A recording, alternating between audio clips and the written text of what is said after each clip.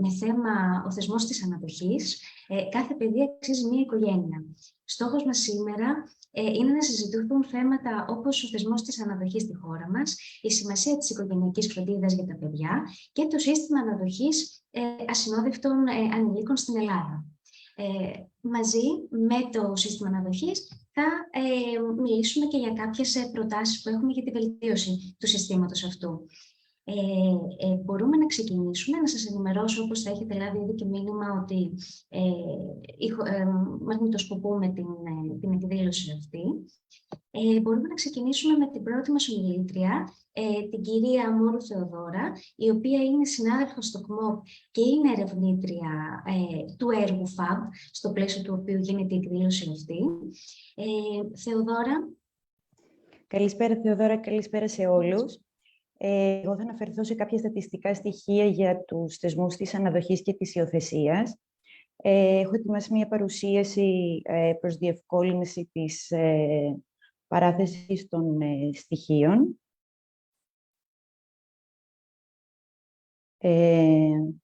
Την βλέπετε, Θεοδώρα? Ναι, Θεοδώρα, συγγνώμη, είχα κλειστό το μικρόφωνο, τη βλέπουμε κανονικά. Να πούμε επίσης ότι για οποιαδήποτε πορεία εννοείται ότι μπορείτε να μας στείλετε στο chat και θα την απαντήσουμε μετά την ολοκλήρωση της παρουσίασης, αλλά και στο τέλος της εκδήλωσης έχουμε αφιερώσει λίγο χρόνο για οποιαδήποτε συζήτηση. Θεοδώρα, λόγω σε εσένα. Σας ευχαριστώ πολύ.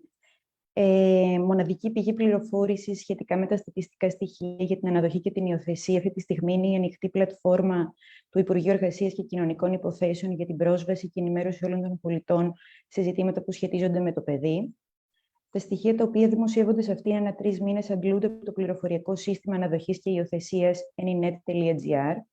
Το σύστημα αυτό βρίσκεται σε λειτουργία από τον Απρίλιο του 2019 και δημιουργήθηκε κατ' εφαρμογή του νόμου περί αναδοχής και υιοθεσίας 4538 του 2018.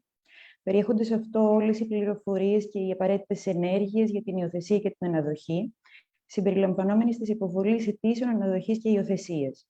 Ενώ τη θεσμική ευθύνη για την τήρηση των στοιχείων που αφορούν την υιοθεσία και την αναδοχή έχει το Εθνικό Κέντρο Κοινωνικής Αλληλεγγύης. Τα στατιστικά στοιχεία, ωστόσο, τα οποία είναι διαθέσιμα αυτή τη στιγμή, αφορούν τους θεσμούς της υιοθεσίας και της αναδοχής εν γέννη. Προς το παρόν δεν υπάρχουν ξεχωριστά στοιχεία για τους ασυνόδευτους ανηλίκους, μετανάστες ή μετανάστριες και πρόσφυγες. Όσον αφορά τις ολοκληρωμένες αναδοχές και υιοθεσίες, από την έναρξη ισχύως των ηλεκτρονικών προτάσεων σύνδεσης μέχρι και τις 3 Δεκάτου του 2021, ολοκληρώθηκαν 419 αναδοχές και 386 υιοθεσίες. Ενώ από τις 4 Δεκάτου του 2021 έως τις 3 Δεκάτου του 2022 ολοκληρώθηκαν 98 αναδοχές και 158 υιοθεσίες. Παρατηρείται μια αξιοσημείωτη επιβράδυνση του ρυθμού των ολοκληρωμένων αναδοχών και υιοθεσιών. Ακόμα και αν το πρώτο διάστημα είναι κατά 3 μήνες μεγαλύτερο από το δεύτερο, παρατηρούμε ότι οι ολοκληρωμένες αναδοχές υποτετραπλασιάστηκαν, ενώ οι ολοκληρωμένες υιοθεσίες υποδιπλασιάστηκαν. Σχετικά με τις ανεξελίξεις αναδοχές και υιοθεσίες, αυτό που παρατηρούμε από τους πίνακες είναι ότι οι συγκεκριμένοι γονείς του Εθνικού Μητρώου Θετών Γονέων είναι κατά πολύ περισσότεροι από εκείνους του Εθνικού Μητρώου Αναδόχων. Η μεγάλη αυτή διαφοροποίηση μεταξύ των αριθμών των υποψηφίων ανάδοχων και θετών γονέων αναδεικνύει το γεγονός ότι το ενδιαφέρον για την αναδοχή είναι ιδιαίτερα μειωμένο στην Ελλάδα, καθώς οι περισσότεροι υποψήφιοι γονείς προτιμούν την υιοθεσία λόγω του πιο μόνιμου της χαρακτήρα. Παράλληλα, ο αριθμός των ανηλίκων που βρίσκονται προς αναδοχή σε σχέση με εκείνων όσων βρίσκονται προς υιοθεσία είναι κατά πολύ μεγαλύτερος. Λαμβάνοντας υπόψη τις δύο ανωτέρω παρατηρήσεις, συνάγεται ότι υπάρχει μια αντιστοιχία μεταξύ των προς αναδοχή ανηλίκων και των εγκεκριμένων γονέων στο Εθνικό Μητραίο Αναδόχων. Δηλαδή, υπάρχουν λίγοι υποψήφιοι γονείς και πολλά παιδιά που βρίσκονται προς αναδοχή. Μία αντίστροφη αντιστοιχία μεταξύ των προς υιοθεσία ανηλίκων και των εγκεκριμένων γονέων στο Εθνικό Μητρό Θετών Γονέων, δηλαδή υπάρχουν πολλοί υποψήφιοι γονείς και λίγα παιδιά που βρίσκονται προς υιοθεσία. Κλείνοντας, θα ήταν σημαντικό να γίνει αναφορά σε μια διαπίστωση η οποία χρήζει ως το δυνατόν πιο άμεσης δράσης. Παρότι, όπως αναφέρθηκε, δεν είναι διαθέσιμα στατιστικά στοιχεία και δεδομένα για την αναδοχή στους ασυνόδευτους ανηλίκους, γνωρίζουμε ότι αυτή τη στιγμή το 93% των ασυνόδευτων και χωρισμένων από την οικογένειά τους παιδιών που βρίσκονται στην Ελλάδα αποκλείονται αυτομάτως λόγω της ηλικίας τους από το θεσμό της αναδοχής. Και αυτό γιατί μέχρι αυτή τη στιγμή έχει γίνει καταγραφή όλων των ασυνόδευτων ανηλίκων κάτω από την ηλικία των 12 ετών στο Εθνικό Μητρό Ανηλίκων του Εθνικού Συστήματος Αναδοχής και Υιοθεσίας. Έχει δρομολογηθεί όμως και επίκειται η επέκταση της δυνατότητας αναδοχής και σε παιδιά άνω των 12 ετών, τα οποία άλλωστε αποτελούν και την πλειοψηφία των ασυνόδευτων ανηλίκων στη χώρα μας. Πιο συγκεκριμένα, μετά την πρώτη ηλικιακή ομάδα εκείνη των παιδιών έως 12 ετών, θα καταγραφούν τα παιδιά από 12 έως 15 ετών και στη συνέχεια τα παιδιά τα οποία είναι άνω των 15 ετών. Ευχαριστούμε πολύ. Σε ευχαριστούμε πάρα πολύ, Θεοδώρα, για την παρουσίαση. Έτσι ξεκινήσαμε λίγο με κάποια στοιχεία, τα οποία όμως είναι σημαντικά να τα γνωρίζουμε για να έχουμε και μία εικόνα για το τι γίνεται στο κομμάτι της υιοθεσίας και της αναδοχής. Και είμαστε τώρα έτοιμοι να υποδεχτούμε την επόμενη καλεσμένη μας, την κυρία Κουφωνικολάκου Θεώνη, η οποία είναι βοηθός συνήγορος του πολίτη για τα δικαιώματα του παιδιού και πρόεδρος του Ευρωπαϊκού Δικτύου Συνηγόρων του Παιδιού. Θα μας μιλήσει για τους σύγχρονους προβληματισμούς και τις προτάσεις για την αναδοχή στο δρόμο για την ιδρυματοποίηση, η οπτική του συνήγορου του παιδιού. Κυρία Κουφωνικολάκου, αν είστε έτοιμοι.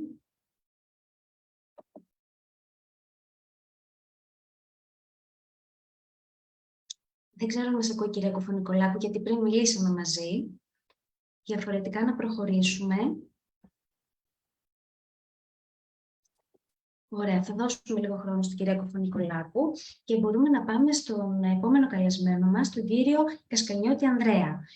Ο κύριος Κασκανιώτης είναι κοινωνικός λειτουργός του Κέντρου Κοινωνικής Πρόνοιας Περιφέρειας Αττικής και θα μας μιλήσει για την αναδοχή και παιδιά με αναπηρίες. Καλησπέρα, κύριε Κασκανιώτη. Καλησπέρα. Σας ευχαριστούμε που είστε εδώ. Και εμείς ευχαριστούμε για την πρόσκληση εκ μέρους του Κοινωνικού Κέντρου Πρόνοιας Αττικής.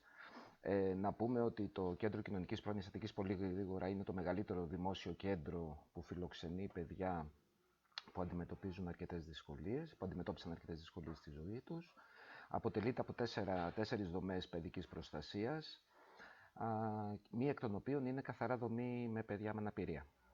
Να σας πω ότι εκ του νόμου παλαιότερα ήταν μαζί με τον Άγιο Στυλιανό στη Θεσσαλονίκη το μοναδικό κέντρο πανελλαδικά που εφάρμοζε τους θεσμούς αναδοχής υιοθεσίας, δυστυχώς, γιατί ήταν σε αγώνας ημών πολύ μεγάλος να επεκταθεί ο θεσμός παντού. Και ευτυχώς με τον νόμο 4538 του 18 ο θεσμός επεκτάθηκε με μεγάλη μας χαρά και έφυγε όλο αυτό το κομμάτι μόνο από το δικό μας κέντρο ουσιαστικά. Και από τις περιφέρειες βέβαια, όπου υπήρχε και εφαρμοζόταν. Θα μιλήσουμε για τα παιδιά με αναπηρία. Καταρχάς να κάνω μια εισαγωγή και να πω ότι... Κύριε Κασκανιώτη, να μου επιτρέψετε να σας διακόψω. Δεν ακούγομαι. Αν μπορώ να σας ζητήσω λίγο πιο δυνατά. Προφανώς υπάρχει... Μισό λεπτό να δω γιατί δεν ακούγομαι. Ζητώ συγγνώμη γι' αυτό. Τώρα, αν πλησιάσω τον υπολογιστή, ακούγομαι τώρα καλύτερα. Τώρα είναι τέλεια, θεωρώ. Ναι, σας ακούω καλύτερα. Μήπως πρέπει να μιλήσει η κυρία Κουφωνικολάκου. Όχι, μπορούμε να αρχίσουμε τώρα με εσάς που κάνετε την εισαγωγή. Αν μας το επιτρέπει η κυρία Κουφωνικολάκου. Εντάξει. Τέλεια, ευχαριστούμε πολύ και ευχαριστούμε κυρία Κουφωνικολάκου. Ευχαριστούμε. Και ευχαριστώ για την παραχώρηση. Λοιπόν, δεν ξέρω αν ακούτε τώρα καλύτερα, να πλησιάσω λίγο τον υπολογιστή. Τώρα τέλεια. Ωραία. Θα με βλέπετε λίγο πιο κοντά ίσως, αλλά ωραία. Να πούμε ότι η αναδοχή παιδιών, γενικά η αναδοχή, είναι ένας θεσμός που εφαρμόζεται στην Ελλάδα πάρα πολλά χρόνια με πολλές δυσκολίες. Και η σημαντικότερη δυσκολία που έχουμε παρατηρήσει με όλα αυτά τα χρόνια εμπειρίας είναι η έλλειψη κουλτούρας αναδοχής στην ελληνική κοινωνία, η οποία βέβαια δεν ήρθε από μόνη της, δεν έπεσε από τον ουρανό. Έχει να κάνει με την έλλειψη κοινωνικών πολιτικών, με την έλλειψη αποφάσεων τα πολλά προηγούμενα χρόνια και τα πολύ πιο πρόσφατα χρόνια. Άρα, ξεκινώντας από αυτό και να κάνω μετά το θέμα μας, θεωρώ ότι θα πρέπει να δουλέψουμε πάνω σε αυτό. Πρέπει να δουλέψουμε πάρα πολύ σε αυτό το κομμάτι, ώστε να αποκτήσουμε αναδόχους, οι οποίοι, όπως είπε και η προηγούμενη συγγήτρια, λείπουν από το σύστημα. Θα πάρει χρόνο, αλλά νομίζω ότι πρέπει να δουλέψουμε όλοι πάνω σε αυτό το κομμάτι. Είναι η βασική δικλείδα, η ύπαρξη υποψηφίων αναδόχων οικογενειών για να τρέξει το σύστημα. Αλλιώς δεν μπορεί να τρέξει τίποτα. Ωραία. Να κάνω μια κοινοποίηση οθόνης λίγο, με συγχωρείτε. Ωραία. Λοιπόν.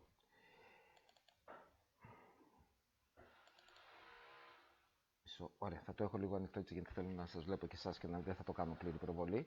Ωραία. Να πούμε καταρχάς ότι ο όρος αναπηρία είναι ένας ευρύς όρος, όπως το γνωρίζουμε όλοι. Δεν υπάρχει μια αναπηρία, δεν υπάρχει ένα είδος αναπηρίας. Κάτω από αυτόν τον όρο της αναπηρίας έχουν ενταχθεί πολλοί άνθρωποι, πολλά παιδιά, οι οποίοι αντιμετωπίζουν διαφορετικά θέματα. Κυρίως όταν εννοούμε αναπηρία, εννοούμε τις αισθητηριακές αναπηρίες, δηλαδή κόφωση, τύφλωση, νοητικές. Ξέρουμε όλοι για τη βαριά νοητική, τη μέτρια νοητική, την ελαφριά νοητική. Έχουμε κινητικές καθαρά αναπηρίες, αλλά και πολυαναπηρίες, οι οποίες μπορεί να εντάσσουν τις προηγούμενες αναπηρίες. Έχω μια μεγάλη εμπειρία στο χώρο, εργαζόμενος 19 χρόνια με παιδιά με πολυαναπηρίες, και πραγματικά υπάρχουν αναπηρίες που είναι και αισθητηριακές ταυτόχρονα και νοητικές και κινητικές. Να συνεχίσουμε λίγο. Λοιπόν, να πούμε ότι στην Ελλάδα αυτή τη στιγμή τα παιδιά με αναπηρία ζουν σε ιδρυματική φροντίδα. Δεν είναι μόνο τα παιδιά τυπικής ανάπτυξης που υπάρχουν σε δομές φιλοξενίας. Είδαμε, είμαστε όλοι γνώστες του τι συμβαίνει αυτή τη στιγμή με μια δομή. Άρα δεν είναι μόνο αυτές οι δομές που έχουν παιδιά τυπικής ανάπτυξης, που φιλοξενούν παιδιά που αντιμετωπίζουν θέματα, είναι και οι δομές με αναπηρία. Σε κάθε περιφέρεια της Ελλάδας υπάρχει τουλάχιστον μια δημόσια και ιδιωτική δομή φιλοξενίας παιδιών με αναπηρία. Και μάλιστα όσοι είναι και λίγο μεγαλύτεροι στην ηλικία έχουμε ζήσει προσπάθειες από ιδρυματοποίησεις παλαιότερες και τη δεκαετία του 80 και του 90, κυρίως με το ΠΙΚ Παστιλέρο, με ευρωπαϊκά προγράμματα από ιδρυματοποίησης. Οι δομές αυτές όμως, με ελάχιστες εξαιρέσεις, συνεχίζουν και υπάρχουν. Αυτή η κατάσταση των δομών με αναπηρία δεν έχει αλλάξει ριζικά. Έχουν βελτιωθεί οι συνθήκες διαβίωσης σε κάθε περίπτωση. Μπορεί να εργάζεται πιο εξειδικευμένο προσωπικό, είναι πιο ανοιχτές στην κοινότητα, αλλά η ιδρυματική εικόνα ενός παιδιού που ζει εκεί δεν έχει αλλάξει δραματικά. Και τι σημαίνει ο ιδρυματισμός, τι είναι αυτός ο ιδρυματισμός που ακούγεται? Πρώτα απ' όλα, ένα ίδρυμα με αναπηρία προσφέρει μια χαμηλή ποιότητα ζωής. Και όταν μιλάμε για ποιότητα ζωής, εννοούμε ό,τι μπορεί να περιέχει αυτός ο όρος, από τις συνθήκες διαβίωσης, από την ομαλή κοινωνικοποίηση, από την εκπαίδευση, από την προσπάθεια για κοινωνική ένταξη, από την προσπάθεια για δημιουργία δεσμών. Αυτά, δυστυχώς ακόμα και σήμερα, λείπουν σε μεγάλο βαθμό από τις δομές αυτές.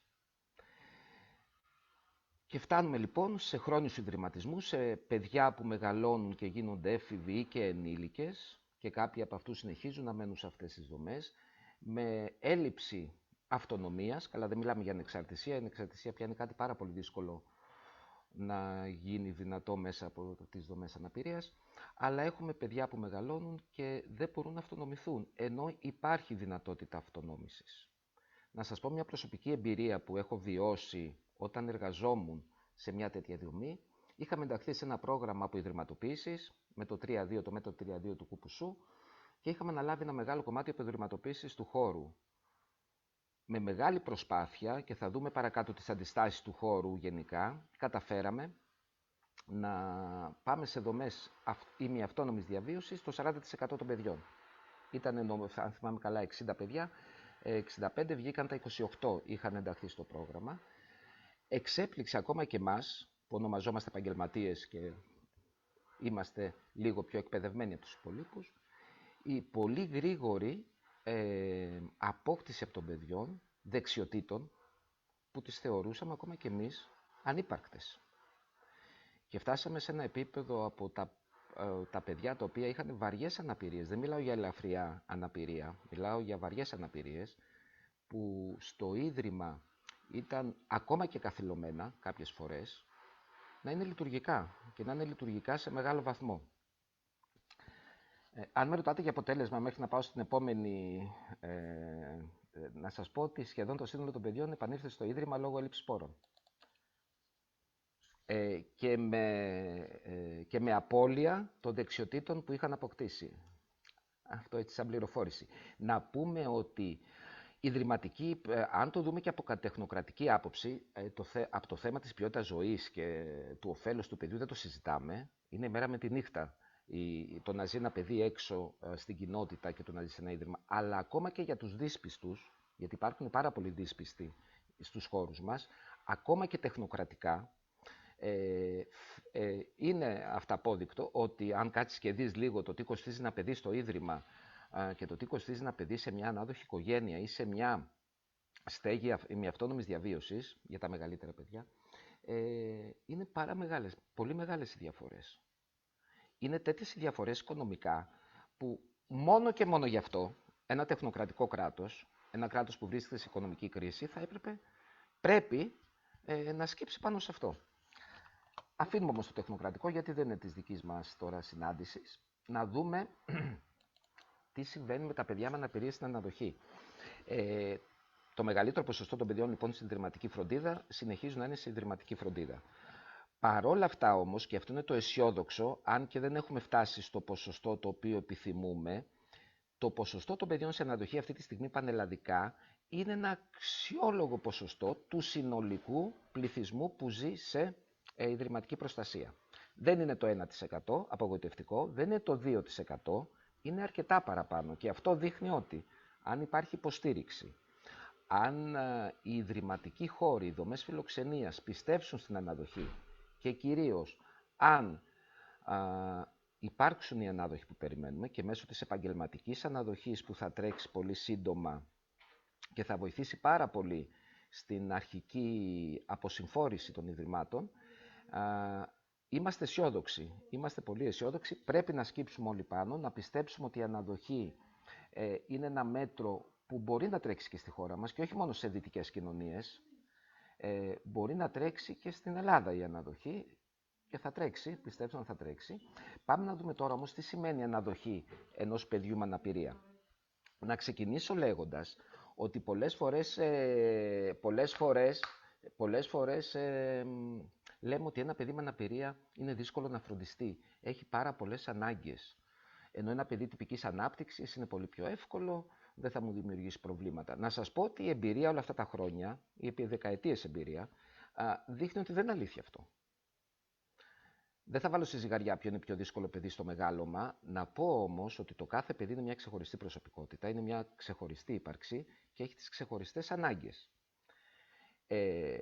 Πολλές φορές κάνοντας την ανάλυση και συζητώντας μεταξύ μας για το πόσο δύσκολο είναι να μεγαλώσει ένα παιδί με αναπηρία και το να μεγαλώσει ένα παιδί τυπικής ανάπτυξης, θεωρώ ότι στο ζύγι βαραίνει λίγο περισσότερο το παιδί τυπικής ανάπτυξης, λόγω καταλαβαίνετε, της εφηβείας, των αντιδράσεων που μπορεί να έχει, των κινδύνων που μπορεί να αντιμετωπίσει. Τι χρειάζεται όμως για τη φροντίδα ενός παιδιού αναπηρία? Σίγουρα χρειάζεται γονεϊκότητα. Η γονεϊκότητα είναι ένας όρος που τα δίνει όλα. Είτε επαγγελματίας ανάδοχος είμαι, είτε ένας εθελοντής ανάδοχος είμαι, είτε ένας συγγενής ανάδοχος είμαι, χρειάζεται μια γονεϊκότητα. Το παιδί που θα μπει στο σπίτι δεν μπαίνει στο μικρό ίδρυμα, για να αποφύγουμε και έτσι φαινόμενα του εξωτερικού τα οποία μας έχουν απασχολήσει κατά καιρούς, χρειάζεται 2 ή έναν γονέα. Ανάλογα με το αν είναι μονογονεϊκή ή ζευγάρι ο άνθρωπος που θα το φροντίσει. Είτε επαγγελματίας είτε μη επαγγελματίας. Θα πρέπει αυτός ο άνθρωπος ή αυτοί οι άνθρωποι να έχουν αξιολογηθεί σωστά. Έχουμε αντιμετωπίσει πάρα πολλά προβλήματα με την, όχι πρόχειρη, αλλά όχι την πολύ βαθιά αξιολόγηση για τις αντοχές ενός ανθρώπου, για το κίνητρο και τις πιθανές ματαιώσεις που θα αντιμετωπίσει. Χρειάζεται πολύ σωστή εκπαίδευση, ιδιαίτερα στα παιδιά με αναπηρία, γιατί τα παιδιά με αναπηρία, είπαμε, δεν είναι μία κατηγορία. Χρειάζεται πάρα πολύ καλή εκπαίδευση στο τι είναι αναπηρία, στο τι χρειάζεται ένα παιδί με αναπηρία. Χρειάζεται υπομονή αρκετή. Αυτό χρειάζεται και στα παιδιά τυπικής ανάπτυξης και αντοχή στη ματαίωση, οπωσδήποτε, αλλά να πούμε ότι αυτά χρειάζονται και είναι και πολύ πιο σημαντικά για τα παιδιά τυπικής ανάπτυξης που μπαίνουν σε αναδοχή. Υποστήριξη στους αναδόχους και στο παιδί. Δεν μπορεί να νοηθεί ότι ένα παιδί με αναπηρία μπαίνει σε ένα σύστημα αναδοχής και δεν υποστηρίζεται από το φορέα εποπτείας ή από την πολιτεία γενικότερα. Είναι απαραίτητο και υπάρχουν πάρα πολλά θέματα στην υποστήριξη που πολλές φορές έρχονται και εκ μέρους ενός δεδαλώδου γραφειοκρατικού συστήματος στην Ελλάδα, ενός συστήματος παιδικής προστασίας που θέλει ακόμα κάποιες διορθώσεις στο στήσιμό του. Και ύπαρξη εργαλείων για την κρίση. Έχουμε αντιμετωπίσει πάρα πολλά θέματα παλαιότερα και τώρα που μιλάμε, στην ανυπαρξία εργαλείων στην κρίση, για την αποφυγή της επιστροφής ενός παιδιού σε ιδρυματική φροντίδα ή σε μια δομή φιλοξενίας, έστω και μικρότερη. Ένα παιδί σε κρίση στην αναδοχή, ένας γονέας ή δύο γονείς που έχουν ματαιωθεί, έχουν κουραστεί και έχουν καταρρεύσει, αυτή τη στιγμή να σας πω, αυτή τη στιγμή που μιλάμε, δεν υπάρχει εργαλείο γι' αυτό. Άρα θα γυρίσει το παιδί πίσω. Και θα δούμε τι μπορεί να γίνει. Λοιπόν. Άρα λοιπόν, και ποιες άλλες δυσκέρειες γενικότερα υπάρχουν, τα είπαμε, ευαισθητοποίηση του κοινωνικού συνόλου, το είδαμε και στην αρχή, ότι πρέπει να ευαισθητοποιηθούμε όλοι. Δεν ξέρουμε όλοι στο περιβάλλον μας ανθρώπους που θα ήθελαν να έχουν ένα παιδί με αναπηρία στην οικογένειά τους. Εγώ δεν ξέρω. Δεν ξέρω κανέναν. Θεωρώ όμως ότι από αυτούς που δεν ξέρω και γνωρίζω, υπάρχουν σίγουρα κάποιοι, ένας, μισός, που με κατάλληλη ευαισθητοποίηση εκπαίδευση θα μπορούσε να γίνει ανάδοχος γονέας. Άρα, αν βάλουμε όλους αυτούς τους μισούς που υποψιαζόμαστε όλοι μας, θα μαζέψουμε αρκετάς εκατοντάδες δυνητικά ή αρκετές χιλιάδες δυνητικά πανελλαδικά. Χρειάζεται δουλειά στην ευαισθητοποίηση. Οι εσωτερικές αντιστάσεις του συστήματος. Οι αντιστάσεις είναι πολλές. Είδαμε ακόμα και διαγραφές που μπήκαν να μπουν στα ιδρύματα παιδικής προστασίας, την αντίδραση που υπήρχε. Αν μιλάγαμε τώρα και πατάγαμε ένα κουμπί να βγουν τα παιδιά από τα ιδρύματα, θα γινόταν επανάσταση. Υπάρχουν εσωτερικές αντιστάσεις ακόμα και στους δημοσίους φορείς. Τις έχω ζήσει. Να πω ότι όταν προσπαθήσαμε να κάνουμε εμείς, 2-3 άνθρωποι, την προσπάθεια από ιδρυματοποίησης που ανέφερα και πριν, οι αντιστάσεις όλου του ιδρύματος ήταν τραγικές. Περάσαμε από 1002 κύματα για να πείσουμε ότι πρέπει να κάνουμε μια προσπάθεια. Φανταστείτε τι μπορεί να αντιμετωπιστεί σε μια γενικευμένη προσπάθεια. Γι' αυτό χρειάζεται θεσμικό πλαίσιο, υποχρεωτικότητα, ώστε να επιβληθούν κάποια πράγματα και με το διάλογο βέβαια. Πάντα χρειάζεται ο διάλογος, αλλά ο διάλογος με θεσμικό πλαίσιο έτοιμο. Τα δίκτυα των υποστηρικτικών υπηρεσιών. Τι έχουμε παρατηρήσει? Ότι τα δίκτυα των υποστηρικτικών υπηρεσιών από την πλευρά της πολιτείας είναι λίγα. Το γνωρίζουμε όλοι. Άρα και δεδαλώδη, και τώρα μίλαγα πριν λίγο με μια, να σας πω ένα παράδειγμα, με μια ανάδοχη, όσο περίμενα να πω στην ημερίδα, με μια ανάδοχη δική μας οικογένεια που έχει ένα παιδί που έχει ένα σοβαρό πρόβλημα κινητικότητας, το οποίο επιδεινούμενο. Είναι πολύ επιδεινούμενο και πιθανότατα να καταλήξει και σε ολική αναπηρία. Και μου είπε ότι δυσκολεύεται απίστευτα να κλείσει ραντεβού για φυσικοθεραπείες που χρειάζονται κάθε μέρα. Πήγε και σκοτώθηκε με το διευθυντή ενός κέντρου δημοσίου, τον απείλησε ότι θα βγει στα κανάλια, για να δεχτεί τελικά να την ξεκινήσει σε 5 μήνες. Βλέπουμε λοιπόν τι σημαίνει δίκτυο υποστηρικτικών υπηρεσιών.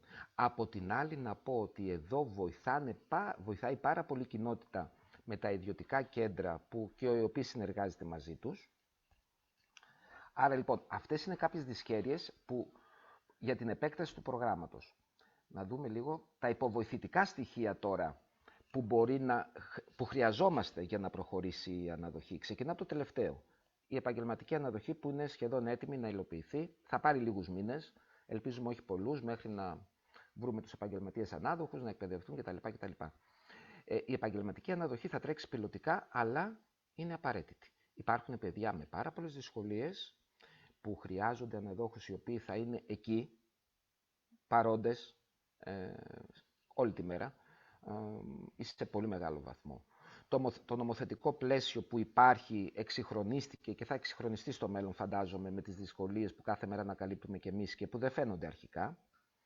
Η περισσότερη υποστήριξη των ασφαλιστικών ταμείων με παραπάνω χρήματα που πρέπει να δίνονται για θεραπείες παιδιών.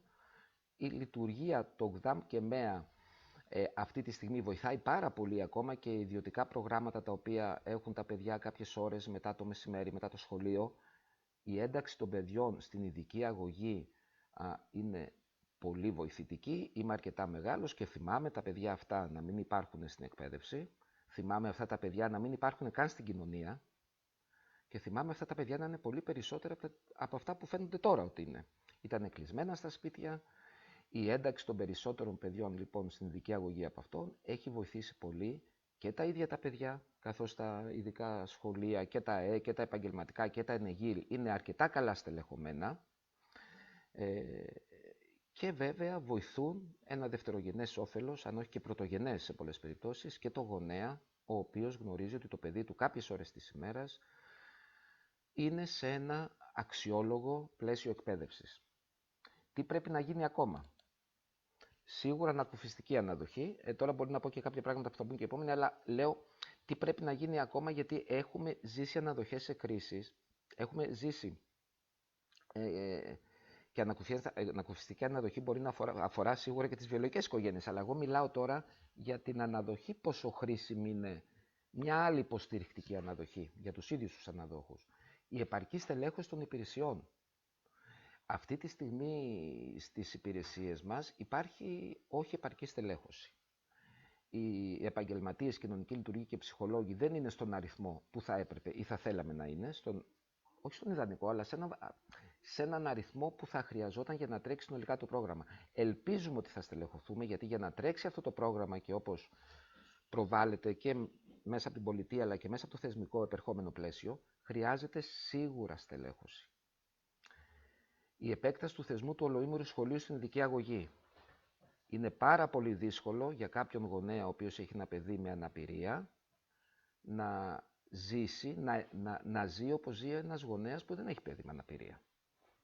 Όταν το ειδικό σχολείο, γνωρίζουμε όλοι ότι λειτουργεί 5 ώρες τη μέρα και θα πρέπει κάποιος που δουλεύει να χρειαστεί να πάρει το παιδί, να το παραλάβει.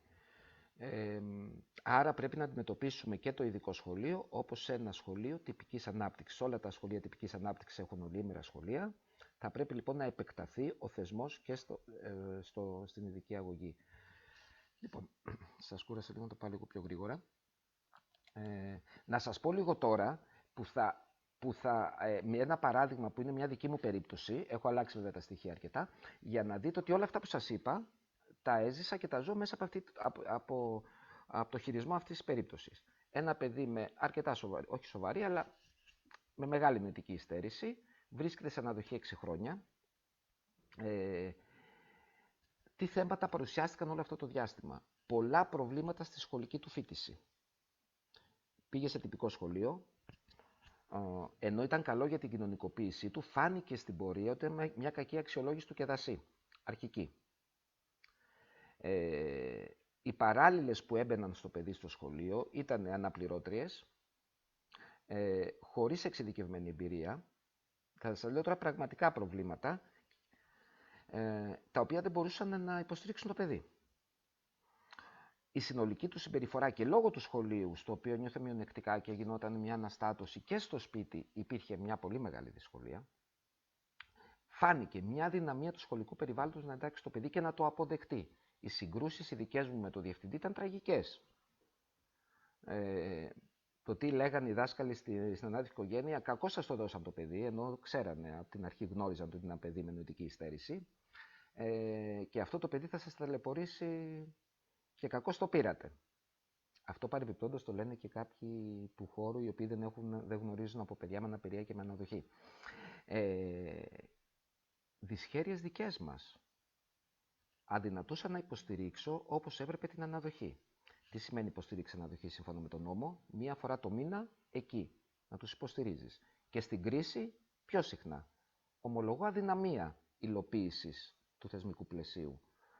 Άρα υπάρχει μια ευθύνη και της υπηρεσίας που δεν μπορούσε να είναι παρούσα όπως έπρεπε στην αναδοχή, παρούσα με το προσωπικό που έπρεπε.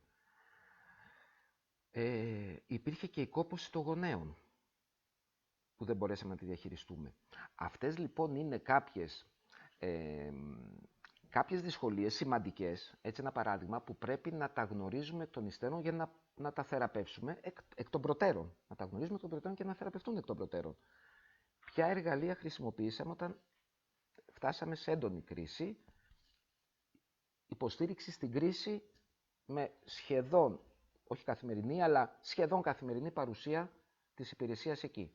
Φάνηκε πόσο πολύ βοηθάει η υποστήριξη του φορέα εποπτείας στην κρίση και στη δυσκολία ενός παιδιού με αναπηρία. είναι πολλαπλή η υποστήριξη που μπορεί να παρέχει. Μόνο και μόνο η εμπειρία της αναδοχής βγαίνει στην υποστήριξη. Επίσης, χρησιμοποιήσαμε υπηρεσίες κοινότητας. Δηλαδή, είχαμε την ευκολία να αντλήσουμε πόρους από τον προϋπολογισμό του χώρου και να πούμε ευχαριστούμε Υπουργείο Παιδείας, δεν θέλουμε δική σου παράλληλη. Δώστε την αλλού.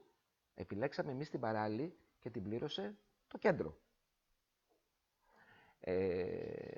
Θέλω να πω, πληρώσαμε ιδιώτη ψυχίατρο, γιατί με το δημόσιο μας κλείνανε ραντεβού και καθόλου παιδοψυχίατρο, ο οποίος είδε το παιδί, βοήθησε, ιδιώτη παιδοψυχολόγο, παίγνιο θεραπευτή. Η σημερινή εικόνα είναι αρκετά καλή. Το παιδί είναι στον ΕΓΙΛ, με τις δυσκολίες που μπορεί να έχει ένα παιδί με νοητική υστέρηση, αλλά καμία σχέση, αν δεν το υποστηρίζαμε. Και ξέρετε, δεν είναι τόσο το παιδί ότι υποστηρίξαμε, είναι ότι ο ανάδοχος διαισθάνθηκε και κατάλαβε και απόλαυσε σε εισαγωγικά την υποστήριξη. Ότι δεν είμαι μόνος μου, έχω κάποιους πίσω που τρέχουν μαζί με μένα και άρα θα το κάνουμε μαζί αυτό. Άρα λοιπόν, δεν πρέπει να νιώσει μόνη της η ανάδοχη οικογένεια καθόλου και το παιδί πρέπει να νιώσει τη βοήθεια όλου του περιβάλλοντος. Κλείνοντας, θέλω να πω ότι ένα παιδί με αναπηρία νομίζουν κάποιοι ότι, και ένα βαρύ περιστατικό, ότι δεν κατανοεί τίποτα. Είχα εμπειρία 20 χρόνια. Κατανοούν πάρα πολλά. Να σας πω ότι συμπερασματικά η αναδοχή είναι μονόδρομος απέναντι στην παιδική προστασία. Πρέπει να κλείσουν τα ιδρύματα χτες. Το έχουμε πει πάρα πολλές φορές και πρέπει να κλείσουν όλες οι δομές. Πρέπει να γίνουν μικρές δομές για παιδιά με αναπηρία, εφόσον δεν έχουμε αναδόχους, εφόσον πρέπει να φιλοξενηθούν, πρέπει να μικρύνουν οι δομές. Θα προκύψουν σίγουρα δυσχέρειες στην ένταξη οποιοδήποτε παιδιού. Πολλές δυσχέρειες αντιμετωπίζουν και δεκάδες χιλιάδες βιολογικοί γονείς γύρω μας και το γνωρίζουμε. Και στην αναδοχή θυμηθείτε, έχετε μια πολιτεία δίπλα σας. Είναι η μόνη περίπτωση, όσο δίπλα μπορεί να είναι με αυτά τα προβλήματα που σας είπα, αλλά είναι η μόνη περίπτωση γονεϊκότητας, ύπαρξης γονεϊκής σχέσης και οικογένειας, που έχεις μια πολιτεία όταν τη χρειαστείς. Και αν τα βάλετε κάτω, η εξίσωση θα βγάλει συν, δεν θα βγάλει πλην. Άρα λοιπόν, να σταθούμε όλοι στην αναδοχή, στα παιδιά με αναπηρία. Τα παιδιά με αναπηρία είναι ο καθρέφτης της κοινωνίας.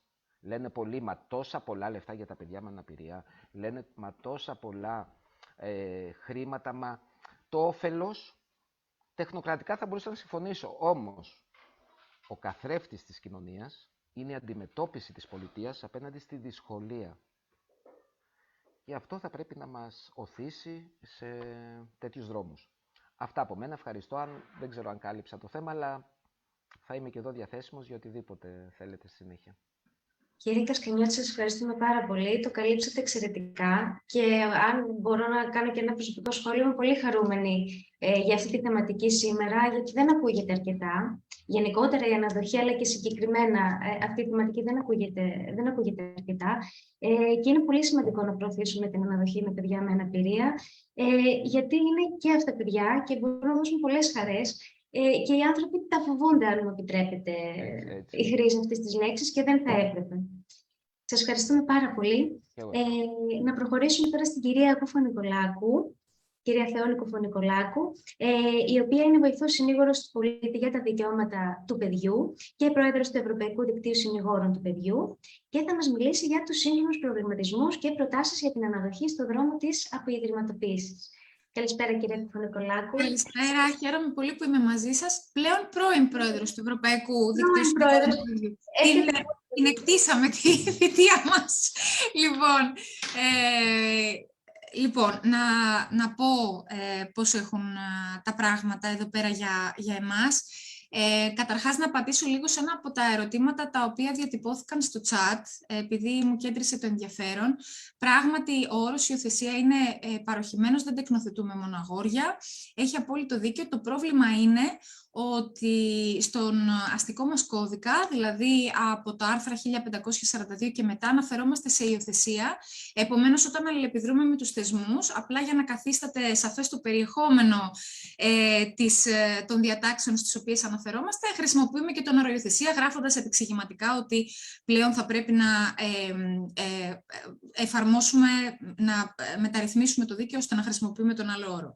Λοιπόν, να μοιραστώ και εγώ την οθόνη μου, να μιλήσουμε λίγο για την αναδοχή από μια άλλη οπτική, να ρίξουμε μια ματιά στη Διεθνή Σύμβαση για τα Δικαιώματα του Παιδιού, να γνωριστούμε λίγο με αυτό το καταπληκτικό κείμενο, έτσι, και να μιλήσουμε λίγο και για την αξιολόγηση του συμφέροντος του παιδιού, που είναι ακριβώς η ματιά που μας ενδιαφέρει σε ό,τι αφορά οποιαδήποτε απόφαση πάρουμε για το παρόν του και για το μέλλον του. Λοιπόν, να κάνω πρώτα σύντομα τις θεσμικές μας συστάσεις, βάζοντας εδώ πέρα και το χρονόμετρό μου, για να μην υπερβώ το χρόνο. Λοιπόν, καταρχάς, ο συνήγορος του παιδιού ανήκει στο συνήγορο του πολίτη. Ο συνήγορος του πολίτη είναι μια ανεξάρτητη αρχή, η οποία παρεμβαίνει, για να είμαστε σαφείς από την αρχή, σε όλο το φάσμα των παραβιάσεων δικαιωμάτων, όπως παρατίθεται στη Διεθνή Σύμβαση για τα Δικαιώματα του Παιδιού. Άρα δεν παρεμβαίνει μόνο σε υποθέσεις κακοποίησης ή σε ζητήματα τοποθέτησης του παιδιού σε εναλλακτικό περιβάλλον, αλλά παρεμβαίνει ακόμα και σε ζητήματα ιδιωτικότητας του παιδιού, κοινωνικοποίησης, σχολικής του ένταξης και ούτω καθεξής. Επιλαμβάνεται όλων αυτών των υποθέσεων είτε μετά από αναφορά, είτε αυτεπάγγελτα. Αν υποβληθεί αναφορά, σημειώνουμε ότι το μόνο που απαιτείται είναι η γνώση της παραβίασης. Άρα μπορεί να υποβάλει αναφορά το παιδί χωρίς εκπρόσωπο, χωρίς να μεσολαβήσει κάποιος άλλος, σε αντίθεση με όλες τις άλλες υπηρεσίες.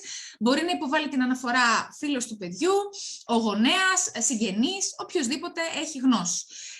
Ο συνήγορος επίσης παρακολουθεί αυτεπάγγελτα σοβαρά ζητήματα που σχετίζονται με τη σύμβαση, ας πούμε την εκπαιδευτική ένταξη των παιδιών, τα ζητήματα προστασίας των δικαιωμάτων των παιδιών με αναπηρία και ούτω καθεξής. Κάνει γνωστά τα δικαιώματα του παιδιού με δράσεις και επισκέψεις παντού, επισκέπτεται εβδομαδιαία σχολεία, μιλάει με παιδιά, ακούει τα παιδιά, ενημερώνει τα παιδιά για τα δικαιώματά τους και κάθε χρόνο συγκροτεί και ομάδα εφήβων συμβούλων, ούτως ώστε να έχουμε και ένα συμβουλευτικό όργανο με το οποίο διαβουλευόμαστε προκειμένου να διαμορφώσουμε τις συστάσεις μας.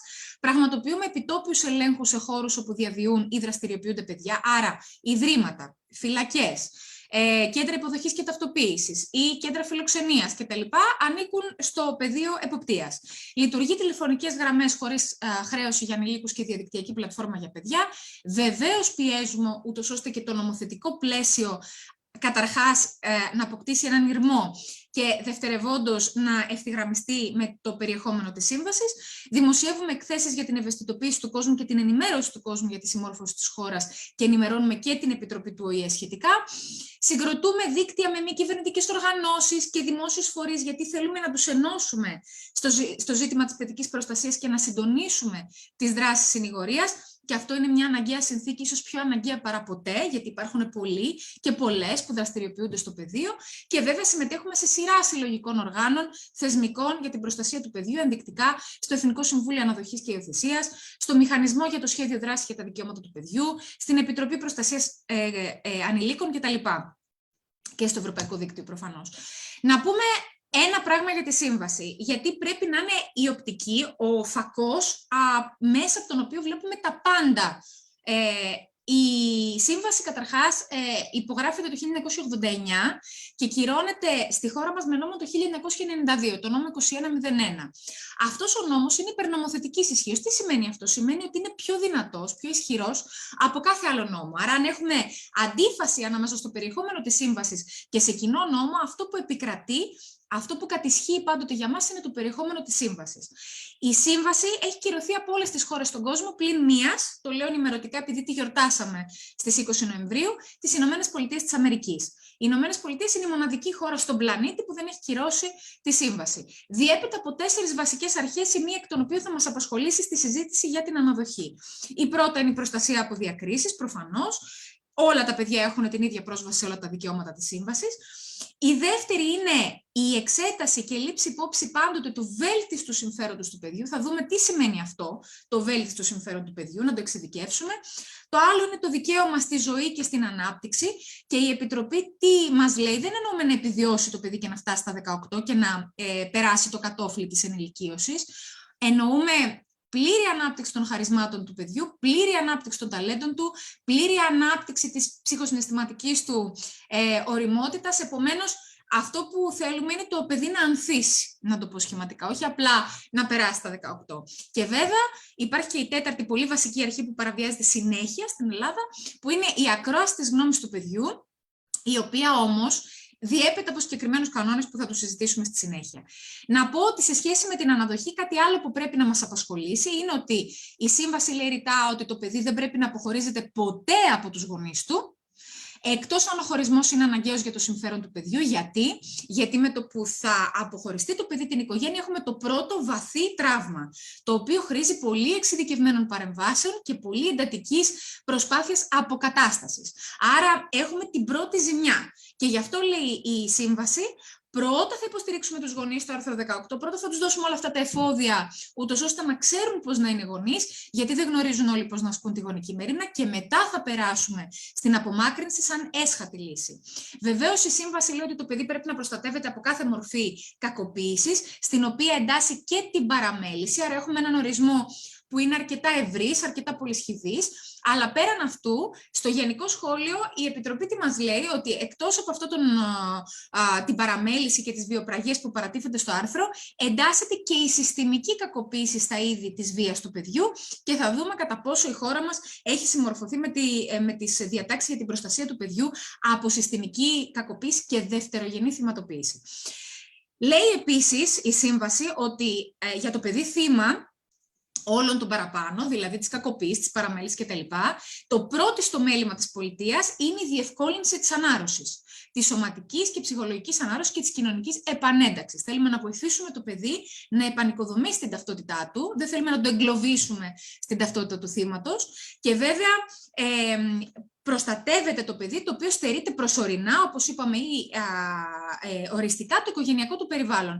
Εδώ η Σύμβαση μας δίνει κάποιες λύσεις, τις οποίες τις βάζει και ιεραρχικά με τη σειρά. Μας λέει ότι η πρώτη επιλογή, εφόσον στερηθεί το παιδί, ξαναλέμε, σαν έσχατη λύση στην οικογένειά του, είναι η τοποθέτηση σε οικογένεια. Άρα πρώτα βάζει την αναδοχή η Σύμβαση με αυτόν τον όρο, μετά έχει ένα θεσμό του Ισλαμικού δικαίου, μετά η υιοθεσία, έτσι, γιατί η υιοθεσία συνεπάγεται οριστική ρήξη, οριστική απώλεια της επαφής και της σχέσης με τη βιολογική οικογένεια, καθότι στη χώρα μας δεν έχουμε ανοιχτή υιοθεσία, έχουμε μόνο μυστική κλειστή υιοθεσία, έχουμε υιοθετήσει αυτό το μοντέλο, και τελευταία έσχατη λύση, τοποθέτηση σε ίδρυμα, η οποία έχει εγκαταλειφθεί από τις περισσότερες χώρες που έχουν σύστημα παιδικής προστασίας.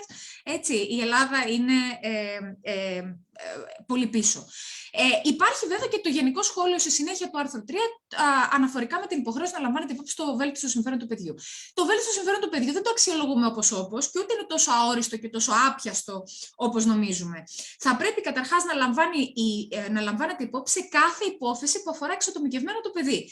Αλλά πρέπει να λαμβάνεται υπόψη και σε συλλογικό επίπεδο.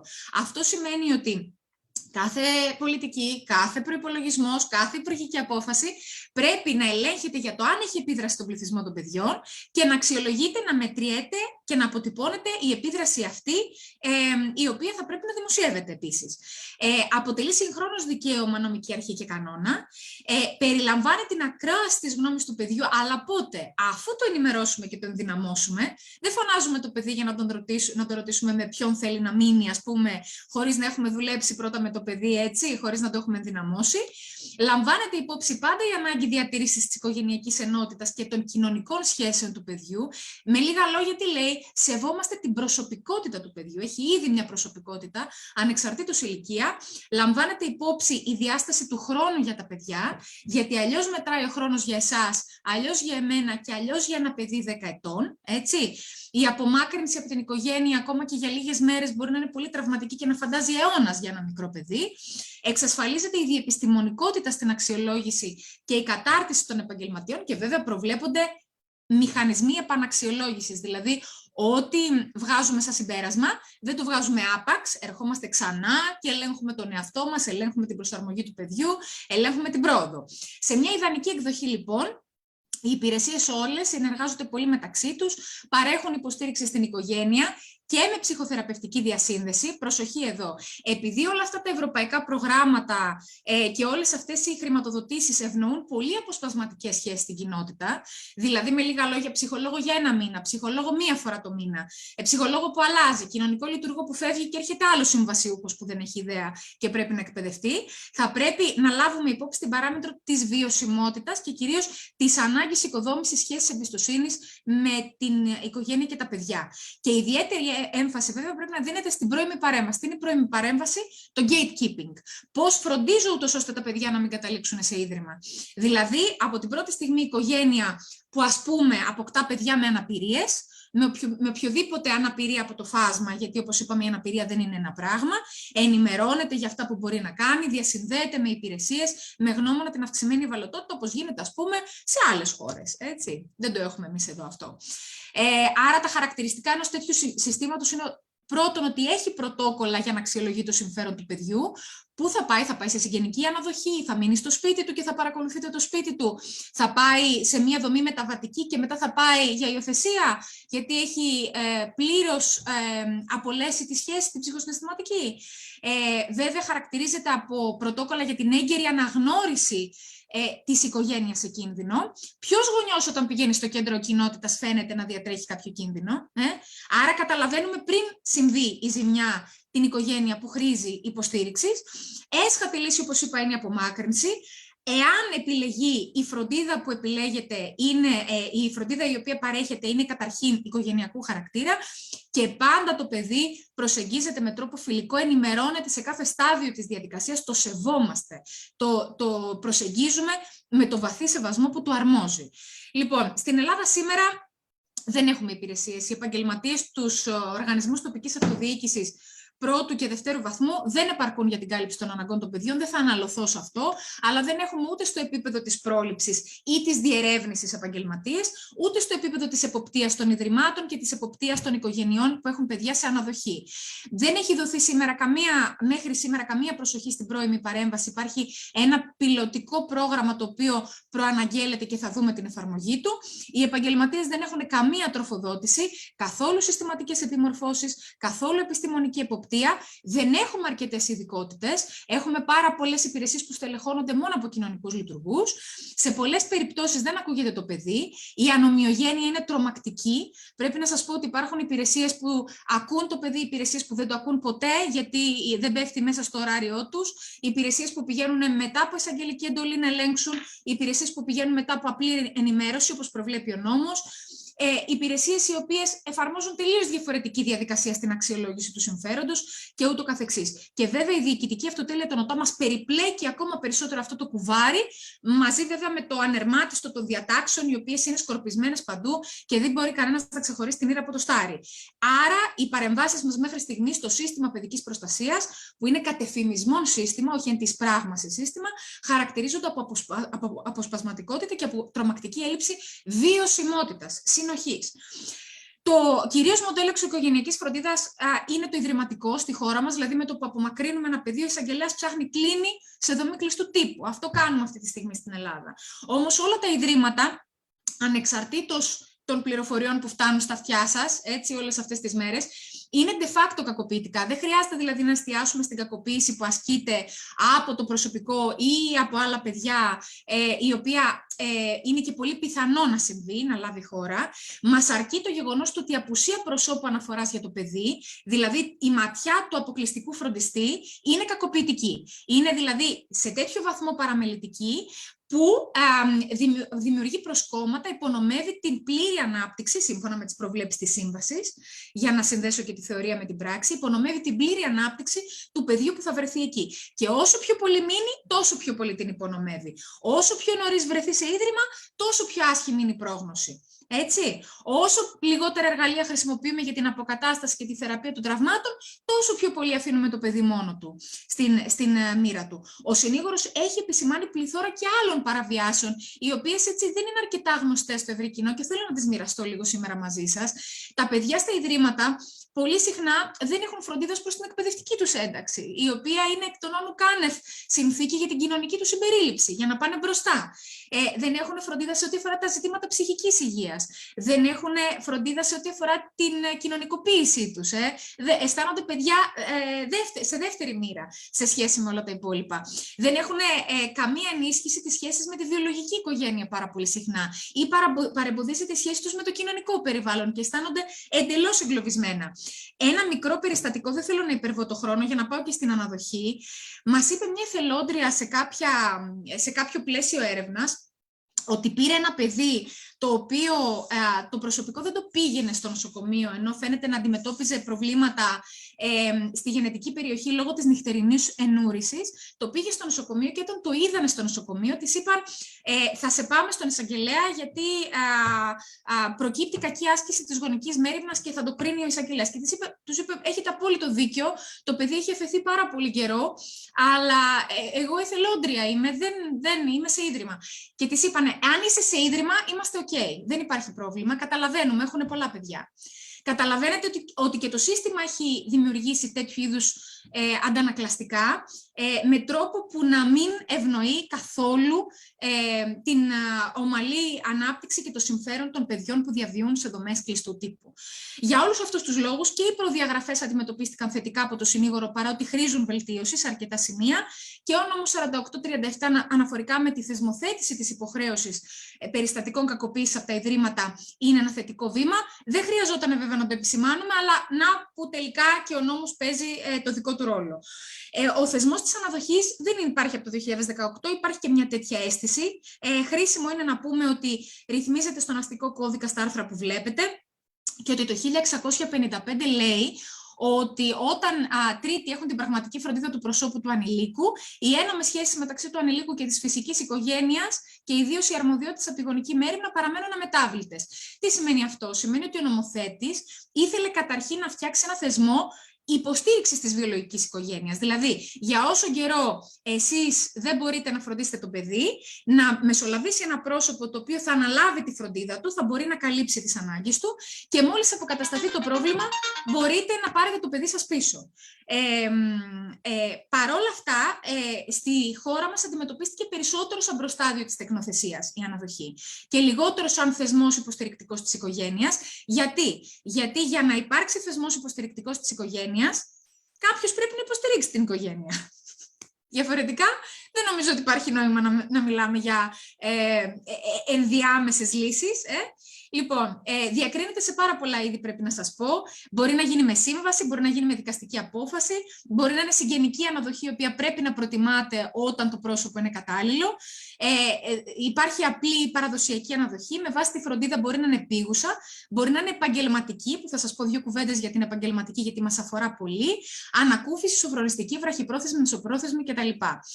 Τι μας αφορά σε σχέση με την αναδοχή? Ότι δεν έχουμε αρκετές αιτήσεις. Γιατί δεν έχουμε αρκετές αιτήσεις υποψήφιων αναδόχων, γι' αυτό δεν τρέχει το σύστημα, γιατί κατά τα άλλα το Μητρό είναι καλά οργανωμένο και θεωρώ ότι ο νόμος 4538 έκανε ένα καλό βήμα σε ό,τι αφορά τον εξορθολογισμό του συστήματος. Γιατί δεν έχουμε αιτήσεις? Γιατί οι άνθρωποι θέλουν να αποκτήσουν παιδιά. Στην Ελλάδα περισσότερο λοιπόν υπάρχει η κουλτούρα του ότι θέλω να αποκτήσω ένα παιδί, δεν θέλω να πάρω ένα παιδί και αμέσως μετά να επανενωθεί με τη βιολογική του οικογένεια. Έτσι, άρα δεν υπάρχει αυτή η κουλτούρα τόσο πολύ, η συναντήληψη, αν θέλετε, το ότι θα φροντίσουμε όλοι μαζί κοινωνικά τα παιδιά, τα οποία ακόμα και για μικρό χρονικό διάστημα μπορεί να έχουν ανάγκη την υποστήριξή μας. Και υπάρχουν χώρες που το έχουν λύσει αυτό με ένα συνδυασμό, με ένα συνδυαστική προσέγγιση απλής και επαγγελματικής αναδοχής. Τι μας προσφέρει η αναδοχή γενικά σαν θεσμός? Μας προσφέρει πρόσωπα αναφοράς για να οικοδομηθεί αυτή η σχέση εμπιστοσύνης και να λειτουργήσουν τα δυναμικά που ευνοούν την ανάπτυξη του παιδιού. Μας προσφέρει την επαφή, αν εποπτεύεται σωστά και αν είναι προς το συμφέρον του παιδιού, με τη βιολογική οικογένεια και το χρόνο σε αυτή τη βιολογική οικογένεια να διαχειριστεί τα τραύματα και τα εμπόδια. Και μας δίνει και την προοπτική της οικογενειακής αποκατάστασης σε περίπτωση που δεν υπάρχει οικογένεια διαθέσιμη. Δηλαδή το παιδί πρέπει να πάει σε υιοθεσία. Δεν είναι δηλαδή επουδενή κακή εξέλιξη η αλλαγή από το καθεστώς της αναδοχής στην τεκνοθεσία. Σε πολλές περιπτώσεις, εάν εξυπηρετεί το βέλτιστο συμφέρον του παιδιού, γι' αυτό είπα ότι αυτός είναι ο φακός, Και αν αυτό έχει αξιολογηθεί με τη διεπιστημονικότητα που χρειάζεται και τους κανόνες που απαιτούνται, τότε είναι μια ευπρόσδεκτη λύση. Τώρα, η επαγγελματική αναδοχή προβλέπεται στο νόμο του 18, στο 4538, στο άρθρο 16. Δεν έχει υλοποιηθεί μέχρι σήμερα, δεν την έχουμε δει. Εκκρεμεί η έκδοση αυτής της κανονιστικής πράξης, της υπουργικής απόφασης.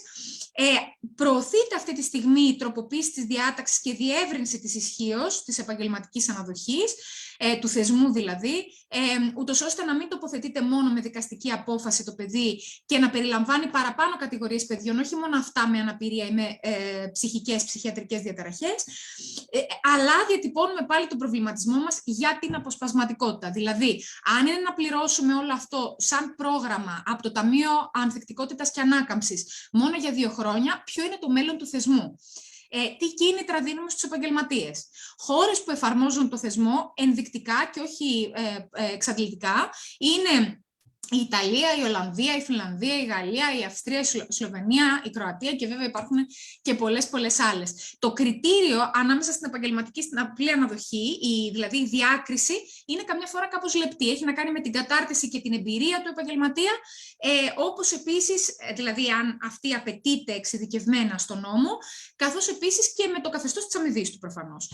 Τώρα, οι προϋποθέσεις για την καλή αναδοχή. Μια αναδοχή δεν μας λύνει το πρόβλημα. Προωθούμε όλο το θεσμό της αναδοχής. Αλλά είναι πάρα πολύ σημαντικό να υπογραμμίσουμε ότι ούτε και αυτός ο θεσμός θα μας λύσει οποιοδήποτε πρόβλημα σε σχέση με την παιδική προστασία, εάν δεν μάθουμε να επενδύουμε στα δικαιώματα του παιδιού πιο γενναιόδωρα, πιο συγκροτημένα και πιο βιώσιμα.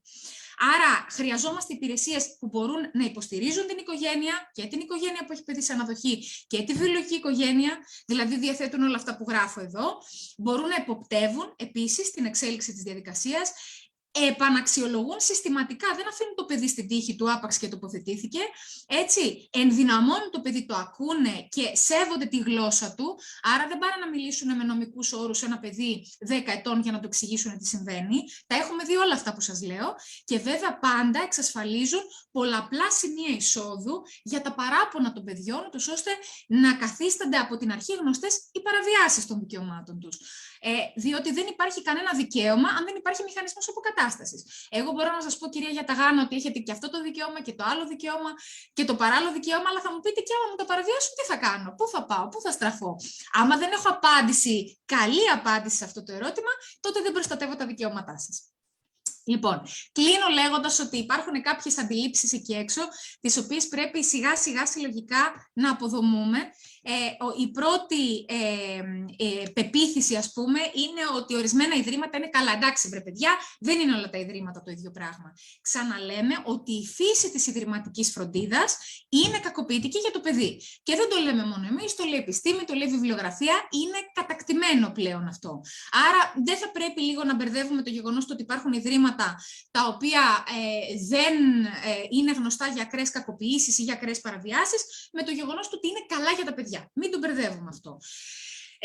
Όχι, δεν θέλουμε επαγγελματική αναδοχή, γιατί ο επαγγελματίας δεν μπορεί να φροντίσει με την καρδιά του τα παιδιά. Δεν ισχύει αυτό. Πρώτα απ' όλα, όπως είπα, η διάκριση είναι λεπτή. Δεύτερον, τα ιδρύματα ήδη στελεχώνονται από επαγγελματίες. Ήδη σε επαγγελματίες έχει ανατεθεί η φροντίδα των παιδιών. Τρίτον, οι επαγγελματίες μπορούμε μια χαρά με όλη μας την καρδιά, με όλα μας το είναι, να υποστηρίξουμε και να φροντίσουμε τα παιδιά. Και το τρίτο είναι η αμφιβολία στην οποία απάντησα πριν με το μηχανισμό παραπώνων, ότι τα παιδιά στην αναδοχή μπορεί να μην μπορούμε να παρατηρούμε τι κάνουν. Νομίζω ότι αυτό το επιχείρημα έχει καταρρεύσει, δεδομένου ότι στην ιδρυματική φροντίδα επιμακρών μας διέφευγε αυτό που γίνεται, έτσι, οι συστηματικές παραβιάσεις σε πολλά επίπεδα. Η αναδοχή μπορεί να εποπτεύεται κανονικά με την προϋπόθεση ότι θα υπάρχουν όλα αυτά που ανέφερα προηγουμένως. Εντάξει, προτείνουμε την άμεση ενίσχυση των υπηρεσιών, δεν χρειάζεται να το πω αυτό, και των υπηρεσιών ψυχικής υγείας. Είναι πάρα πολύ σημαντικό να υπάρχει σταθερότητα στην ψυχοθεραπευτική διασύνδεση. Βλέπουμε ότι δεν υπάρχει. Στεκόμαστε μόνο στη διάγνωση ή μόνο σε λίγες επισκέψεις και χρειάζεται να υποστηρίξουμε τους γονείς. Καμιά φορά στέλνουμε το παιδί και αφήνουμε τους γονείς. Δεν γίνεται αυτό, έτσι. Χρειαζόμαστε τα πρωτόκολλα εποπτείας και υποστήριξη της οικογένειας, την υποχρεωτική επιμόρφωση. Υποχρεωτική επιμόρφωση. Τι λέω, μην προσέρχονται πάντα οι πιο ευαισθητοποιημένοι. Θα πρέπει οι επαγγελματίες να προσέρχονται στις επιμορφώσεις. Χρειάζεται να οικοδομήσουμε ένα σύστημα πρώιμης παρέμβασης και να υλοποιήσουμε το θεσμό της επαγγελματικής αναδοχής. Και βέβαια χρειάζεται να επενδύσουμε και στην ευαισθητοποίηση, αλλά πώς? Όχι σε επίπεδο εθνικής καμπάνιας μόνο, που παίζει ένα κάποιο ρόλο αυτό, αλλά σε τοπικό επίπεδο. Να μιλήσουμε σε σχολεία για τα δικαιώματα, να μιλήσουμε σε σχολεία για τους θεσμούς εναλλακτικής φροντίδας του παιδιού. Και βέβαια σε στρατηγικό επίπεδο πρέπει να μάθουμε όταν σχεδιάζουμε να υιοθετούμε δείκτες ώστε να αξιολογήσουμε την πρόοδό μας. Πρέπει να σταματήσουμε δηλαδή να κάνουμε γενικά σχέδια έτσι, με γενικές αρχές, διακηρυκτικά, χωρίς να υιοθετούμε συγκεκριμένους δείκτες. Λοιπόν, αυτά είχα να σας πω και συγγνώμη που καταχράστηκα το χρόνο σας. Ευχαριστώ πάρα πολύ. Ευχαριστούμε πάρα πολύ, κυρία Κουφού-Νικολάκου. Δεν καταχρηστήκατε καθόλου το χρόνο μας, γιατί είναι πολύ σημαντικά όλα αυτά που μας είπατε. Αν μου επιτρέπετε, εγώ χάρηκα για δύο πράγματα. Αυτό που διευκρινίσατε, ότι όλα τα ιδρύματα δεν σημαίνει ότι είναι κακοποιητικά, γιατί εννοείται ότι η καλύτερη λύση μάλλον είναι κάθε παιδί να έχει οικογένεια. Αυτό δεν το συζητάμε. Δυστυχώς, μέχρι να λειτουργήσει το σύστημα σωστά, η δεύτερη καλύτερη λύση είναι οι οργανισμοί οι οποίοι κάνουν σωστά τη δουλειά τους και χρειάζονται στήριξη μέχρι να μπορέσουμε να λειτουργήσουμε το σύστημα και της αναδοχής και της υιοθεσίας όπως θα έπρεπε, για να μην μένουν τα παιδιά στα ιδρύματα. Σας ευχαριστούμε πάρα πολύ. Μπορούμε τώρα να προχωρήσουμε στην κυρία Σεραφιμίδη Δανάη, η οποία είναι σύμβουλος παιδικής προστασίας στη UNICEF Ελλάδος και θα μας μιλήσει για τις προκλήσεις στο σύστημα αναδοχής στην Ελλάδα. Κυρία Σεραφιμίδη, δεν ξέρω αν μας ακούτε και αν είστε έτοιμοι.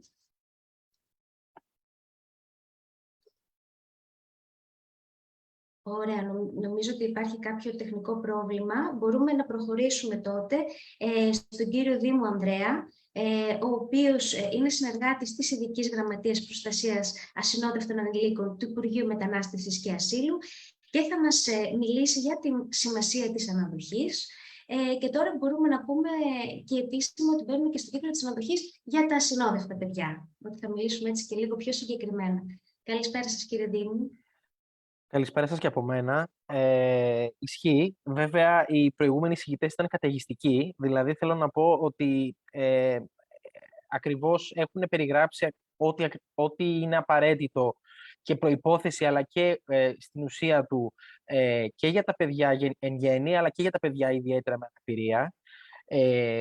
Ό,τι αφορά τα παιδιά του ευρύτερου συστήματος αφορά και τα ασυνόδευτα παιδιά. Έχουν κάποια ιδιαίτερα χαρακτηριστικά, αλλά κανονικά δεν θα έπρεπε να διαχωρίζονται από τα υπόλοιπα παιδιά που ζουν στην Ελλάδα.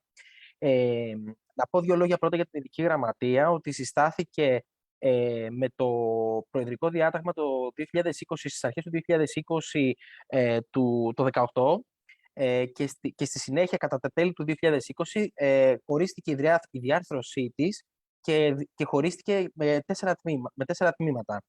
Τη Μονάδα Εποπτείας και Αξιολόγησης των Κέντρων Φιλοξενίας, τη Μονάδα Διαχείρισης Ετοιμάτων Στέγασης και Μεταγκαταστάσεων και τη Μονάδα Ένταξης και Υποστήριξης Ασυνόδευτων Ανηλίκων, καθώς και τη Μονάδα Θεσμικής Προστασίας. Δεν ξέρω αν φαίνονται και τα στατιστικά στοιχεία. Υπάρχουν κάποια στατιστικά στοιχεία τα οποία... Κύριε Δήμου, τώρα θα τα κοινοποιήσω. Τέλεια. Ωραία. Όπως έχουν πει και οι προηγούμενοι, έχουν αναφέρει και οι προηγούμενοι εισηγητές, είναι υψής της σημασίας ο θεσμός αναδοχής και για τα ασυνόδευτα παιδιά. Το ότι κάποια παιδιά από αυτά ενδεχομένως να μείνουν για ένα σύντομο χρονικό διάστημα στην ελληνική επικράτεια, γιατί ενδεχομένως να υπάρχει η οικογένειά τους σε κάποια άλλη χώρα, κράτος μέλος, δεν αναιρεί το γεγονός ότι η ιδρυματική φροντίδα τα βλάπτει ακόμα και για ένα διάστημα 1 έτους, 5 μηνών, 6 μηνών κλπ. Θα πρέπει λοιπόν ακόμα και για τα παιδιά, τα ασυνόδευτα παιδιά, να προωθηθεί αυτός ο θεσμός και να υποστηριχθεί καταλήλως.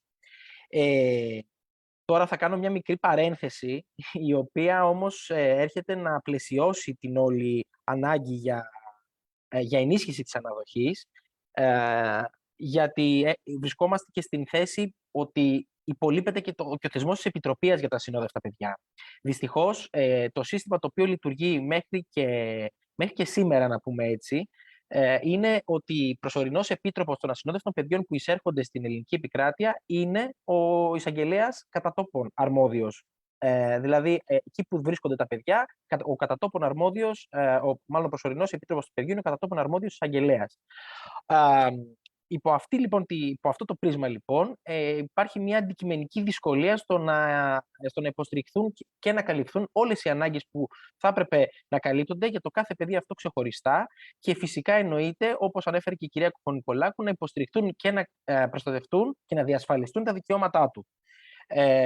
Αυτό φυσικά εννοείται ότι κατά μία έννοια παρέχεται αυτή τη στιγμή αποσπασματικά από διάφορους φορείς που προσπαθούν να το καλύψουν αυτό το κενό, παρέχοντας αυτές τις υπηρεσίες, όχι όμως μέσα στο πλαίσιο της Επιτροπής, αλλά ασκώντας, να το πούμε έτσι, κάποιες πράξεις που ενέχονται στην ουσία της Επιτροπής. Στη φάση λοιπόν αυτή, με το νόμο 4960 του 2022, πλέον έχουμε και επίσημα να το πούμε έτσι, τον ορισμό της Επιτροπής όπως αυτός πρόκειται να υλοποιηθεί. Εννοείται ότι και πρωτήτερα υπήρχε νομοθεσία σχετική για την Επιτροπή, ο 4554 του 2018, ο οποίος όμως τελικώς δεν εφαρμόστηκε. Υπήρξε μια δυσκολία στο πρακτικό ζήτημα στο πώς θα εφαρμοστεί και τελικώς κρίθηκε και από την πολιτική εννοείται ηγεσία, αλλά και εκ των πραγμάτων ότι δεν θα μπορούσε να υλοποιηθεί έτσι και γι' αυτό μεταφερθήκαμε, ας πούμε, στην λογική της τροποποίησης και της κατάργησης εκείνου του νόμου με τον νόμο 4960, ο οποίος αυτός έχει ένα μεταβατικό διάστημα για την εφαρμογή του, το οποίο λύγει όλος τυχαίως σήμερα, αλλά έχει πάρει μια παράταση γι' αυτό, προκειμένου να είναι έτοιμα και στην πράξη τα πράγματα για να υλοποιηθεί ο θεσμός της Επιτροπής. Αυτό ήταν μια μικρή παρένθεση για να πούμε το εξής, ότι τα ασυνόδευτα παιδιά, παρότι εννοείται υπάρχει καλυμμένο το σύστημα στέγασής τους σε αυτή τη φάση μέσω των ιδρυματικών δομών, όπως βλέπετε και στα στατιστικά στοιχεία, μέσα σε πάνω από 1.800 δομές μακροπρόθεσμης φιλοξενίας, προφανώς διαμερίσματα ημιαυτόνομης διαβίωσης για τα παιδιά 16 και πάνω. Από την άλλη όμως υπολείπεται σε αυτό το σύστημα η προσθήκη του επιτρόπου, δηλαδή ενός ανθρώπου, ενός προσώπου αναφοράς, ενός ατόμου που θα φροντίζει σε όλο αυτό το διάστημα που το παιδί, σε όλη αυτή τη διαδικασία, μάλλον ο ασυνόδευτος ανήλικος ακολουθεί από τη στιγμή της υποδοχής του μέχρι τη στιγμή που θα καταλήξει σε μια δομή μακροπρόθεσμης φιλοξενίας και εννοείται για οποιαδήποτε άλλη εξέλιξη, είτε την αναγνώριση του καθεστώς διεθνούς προστασίας ή της μεταφοράς του στην οικογένειά του που είναι σε κάποια άλλη χώρα κράτος μέλος. Οπότε είναι πολύ σημαντικός ο ρόλος του Επιτρόπου και είναι ακόμα πιο σημαντικός στις περιπτώσεις που θέλουμε και μάλλον πρέπει να ενισχυθούν για να προωθηθεί ο θεσμός της αναδοχής. Δηλαδή, αυτή τη στιγμή, στη λογική των ασυνόδευτων παιδιών, αυτό που θα έρθει να αντικαταστήσει ο θεσμός της αναδοχής είναι την παραμονή των παιδιών σε ιδρυματικές δομές. Όταν λέω ιδρυματικές δομές, δεν θα συμπεριλάβω μέσα σε αυτό και το καθεστώς της ημιαυτόνομης διαβίωσης, γιατί θεωρούμε ότι μάλλον έχει αποδειχθεί και από την εμπειρία, αλλά και γενικότερα από τα χαρακτηριστικά και το προφίλ των ασυνόδευτων παιδιών, ότι είναι μια αποτελεσματική για την διαβίωσή τους μορφή εναλλακτικής φροντίδας, καθότι το μεγαλύτερο ποσοστό των παιδιών αυτών και από τα στατιστικά στοιχεία αυτό που μπορείτε να το δείτε, είναι άνω των 15 ετών. Το μεγαλύτερος πληθυσμός δηλαδή βρίσκεται άνω των 15 ετών. Παρ' όλα αυτά όμως υπάρχουν και πολλά παιδιά, δηλαδή ο αριθμός είναι περιορισμένος, που βρίσκεται κάτω των 12 ετών, κάτω των 14 ετών για την ακρίβεια, είναι ένα ποσοστό περίπου γύρω στο 7%, που χρειάζεται κάλυψης όλων των αναγκών του και φυσικά εννοείται της υποστήριξης και διασφάλισης των δικαιωμάτων του. Στο πλαίσιο λοιπόν αυτό, ο Επίτροπος θα πρέπει να συνεργάζεται με τους φορείς εποπτείας της αναδοχής και να υποστηρίξει και αυτός με τον τρόπο του και με την δυνατότητα που μπορεί να εξυπηρετήσει τα δικαιώματα αυτά, την ανάδοχη οικογένεια. Θα πρέπει να τονίσουμε σε αυτό το σημείο ότι η προσπάθεια που έγινε από το Υπουργείο Εργασίας για την ένταξη των ασυνόδευτων παιδιών στο Εθνικό Σύστημα Αναδοχής και Τεκνοθεσίας, να το πούμε έτσι πιο με τον δόκιμο όρο τέλος πάντων, ήταν πολύ σημαντική και αποτέλεσε και ένα πεδίο συνεργασίας μεταξύ του Υπουργείου Μετανάστευσης και Ασύλου και του Υπουργείου Εργασίας και συγκεκριμένα της Ειδικής Γραμματείας.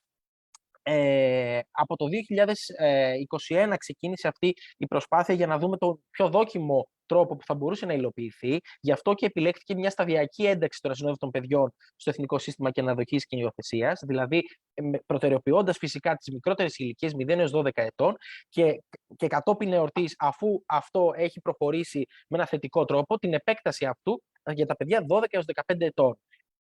Ούτως ώστε να καλύψουμε όλο το ηλικιακό φάσμα που φιλοξενείται σε δομές μακροπρόθεσμης φιλοξενίας και να προτείνουμε στην ουσία το μοντέλο ότι αυτό θα είναι το ενδεδειγμένο για τα παιδιά τα ασυνόδευτα μέχρι την ηλικία των 15 ετών και από 16 και άνω θα ήταν η μη αυτόνομη διαβίωση. Σε αυτό το πλαίσιο, λοιπόν, αυτό που έχει σημασία να πούμε είναι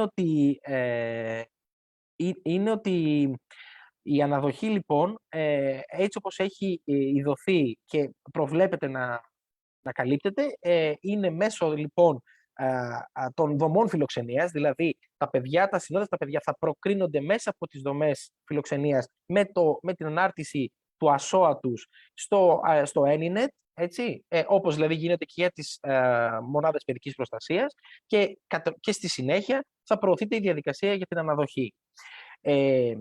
Εδώ υπάρχει ένα μεγάλο ζήτημα που αφορά κυρίως σε αυτό που αναφέρανε και οι προηγούμενοι εισηγητές και κυρίως η κυρία Κουφωνικολάκου, ότι δυστυχώς εδώ δεν έχουμε, όπως και για τα παιδιά τα υπόλοιπα, δεν υπάρχει ας πούμε πολύ μεγάλο ποσοστό αιτήσεων για να πάρουν αυτά τα παιδιά σε αναδοχή. Περίπου τώρα θα σας πω κάποια νούμερα τα οποία ούτως ή άλλως αναφέρθηκε και προηγουμένως, ότι δεν υπάρχει ξεχωριστή καταγραφή για αριθμούς σχετικά με τα ασυνόδευτα παιδιά που τίθενται σιγά σιγά στη διαδικασία καταγραφής στο Εθνικό Σύστημα Αναδοχής και Τεκνοθεσίας. Παρ' όλα αυτά όμως έχουμε κάποια στοιχεία, εννοώ δηλαδή ότι αυτή τη στιγμή μέχρι τη φάση που μιλάμε τώρα έχουν καταγραφεί περίπου 9 δομές, 9 κέντρα φιλοξενίας, εκ του συνόλου των 10 κέντρων φιλοξενίας που φιλοξενούν παιδιά μέχρι αυτή την ηλικία, και από το σύνολο των παιδιών που φιλοξενούνται εκεί, που είναι περίπου ένα αριθμός 100 παιδιών, μέσα σε αυτά υπάρχουν και κάποια παιδιά που λόγω της συγγένειας με παιδιά που είναι μικρότερης ηλικίας, που αυτό είναι ένα άλλο ζήτημα, δηλαδή αδερφός και τα αδέρφια τέλος πάντων, επειδή μπορεί να μένει κάποιο μικρότερο μαζί με τον άλλον, οπότε δεν υπολογίζονται στον συνολικό αριθμό. Δηλαδή από τα 100 παιδιά μπορεί να είναι και κάποια παιδιά άνω των 12 ετών. Από τα 100 παιδιά, λοιπόν, αυτή τη στιγμή έχουμε πάνω από 60 παιδιά καταγεγραμμένα και διαθέσιμα για αναδοχή στο σύστημα αναδοχής και υιοθεσίας, όπως αυτή τη στιγμή ισχύει. Παρ' όλα αυτά όμως, ενεργές αναδοχές έχουμε πάρα πολύ λίγες. Αυτό είναι μια αλήθεια. Και με πολύ πρόχειρα στατιστικά αυτή τη στιγμή που έχουν καταγραφεί, είναι περίπου 6-7 αναδοχές που τρέχουν αυτή τη στιγμή και υλοποιούνται. Το οποίο δεν είναι ένας ικανοποιητικός αριθμός για αυτό που θέλουμε να καλύψουμε. Όπως βλέπετε, είναι πάνω από 2.500 παιδιά στην Ελλάδα και στην ουσία μέχρι 15 ετών σίγουρα είναι πάνω από 400-500 παιδιά. Οπότε ο στόχος είναι να καλυφθούν το σύνολο αυτών των παιδιών στην πορεία. Τώρα, για να καλυφθεί αυτό λοιπόν το σύνολο των παιδιών και να καλυφθούν και οι υπηρεσίες που παρέχονται αυτή τη στιγμή ως προς τα ιδιαίτερα χαρακτηριστικά των παιδιών, δηλαδή φεύγοντας ένα ασυνόδευτο παιδί από το ίδρυμα και πηγαίνοντας σε μια αναδοχική οικογένεια, χρειάζεται μια υποστήριξη να παρασχεθεί σε αυτό το μοντέλο, που είναι η εποπτεύουσα αρχή, η περιφέρεια που διαμένει το παιδί και φυσικά η ανάδοχη οικογενειακή. Χρειάζεται λοιπόν μια υποστήριξη ώστε οι διαδικασίες που έτρεχαν όσον αφορά τις νομικές διαδικασίες για το άσυλο από τη δομή και φυσικά εννοείται η δυνατότητα παροχής διερμηνίας, εάν αυτό κρίνεται απαραίτητο, να μπορούν να ισχύουν και στην συνέχεια και να υποστηρίξουν την ανάδοχη οικογένεια. Ξέρετε, υπάρχει πολύ μεγάλος φόβος από κάποια ανάδοχη οικογένεια να μπει στη διαδικασία να πάρει ένα παιδάκι ασυνόδευτο ως ανάδοχη, όταν ξέρει ή ότι φοβάται ή έχει την ανασφάλεια ότι αυτές οι βασικές ανάγκες που μπορεί να θέσουν σε κίνδυνο, ας πούμε, την προσπάθειά του για τη διεκδίκηση του καθεστώς δικαιούχου διεθνούς προστασίας ή να δημιουργηθεί πρόβλημα στη διαδικασία οικογενειακής επανένωσης, δεν θα πάρουν αυτή την ευθύνη. Οπότε χρειάζεται και εκπαίδευση, εννοείται στους επαγγελματίες που εμπλέκονται σε όλη αυτή τη διαδικασία, αλλά και εκπαίδευση στην οικογένεια και εννοείται διασφάλιση ότι θα εξασφαλίζονται αυτές οι υπηρεσίες.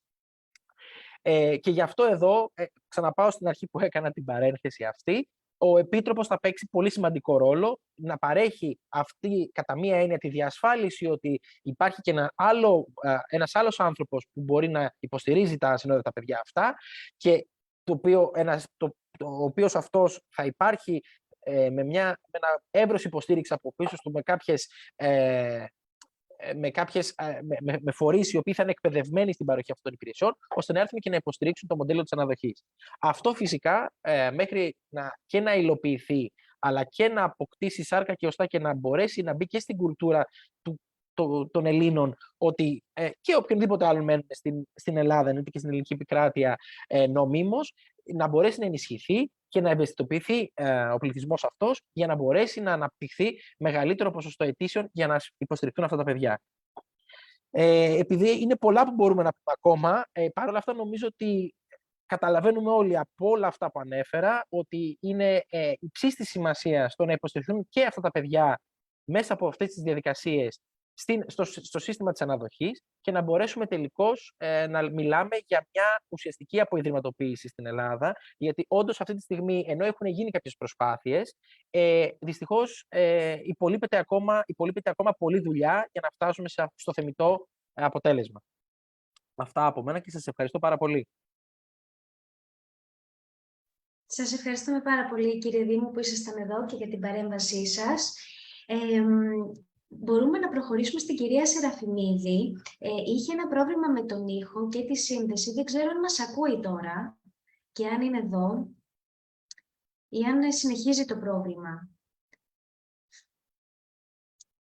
Μάλλον συνεχίζει το πρόβλημα με τη σύνδεση, οπότε μπορούμε να προχωρήσουμε στην επόμενη μας θεματική, όπου είναι το σύστημα αναδοχής των ασυνόδευτων ανηλίκων στην Ελλάδα. Και μαζί μας έχουμε την κυρία Γαλανοπούλου Γεωργίνα και την κυρία Κολοβού Μαριάννα. Η κυρία Γαλανοπούλου είναι Project Manager στον ΔΟΜ στην Ελλάδα και η κυρία Κολοβού Μαριάννα είναι Child Protection Officer στην Άρσης. Καλησπέρα και πάλι. Καλησπέρα. Σας ευχαριστούμε πολύ που είστε εδώ. Σας δίνω το λόγο. Γεια σας και από μένα. Θα συνεχίσουμε τώρα με τη δική μας παρουσίαση, ωστόσο οι προηγούμενοι ομιλητές έχουν καλύψει σχεδόν όλα τα πεδία και ειδικά ο Ανδρέας που μίλησε πριν από λίγο. Δεν θα θίξουμε πολύ διαφορετικά πράγματα. Είμαι η Τζορτζίνα Γαλανοπούλου, δουλεύω στον Διεθνή Οργανισμό Μετανάστευσης και μαζί με τη Μαριάννα Κολοβού από την Άρσης είμαστε η ομάδα του UCare στην Ελλάδα, ενός προγράμματος που χρηματοδοτείται από το Ταμείο Ασύλου, Μετανάστευσης και Ένταξης της Ευρωπαϊκής Ένωσης. Συντονίστηκε από το ΔΟΜ Βελγίου. Ήταν διάρκειας 20 μηνών και χρησιμοποιώ παρελθοντικό χρόνο γιατί λήγει στο τέλος αυτού του μήνα. Ουσιαστικά έχει λήξει.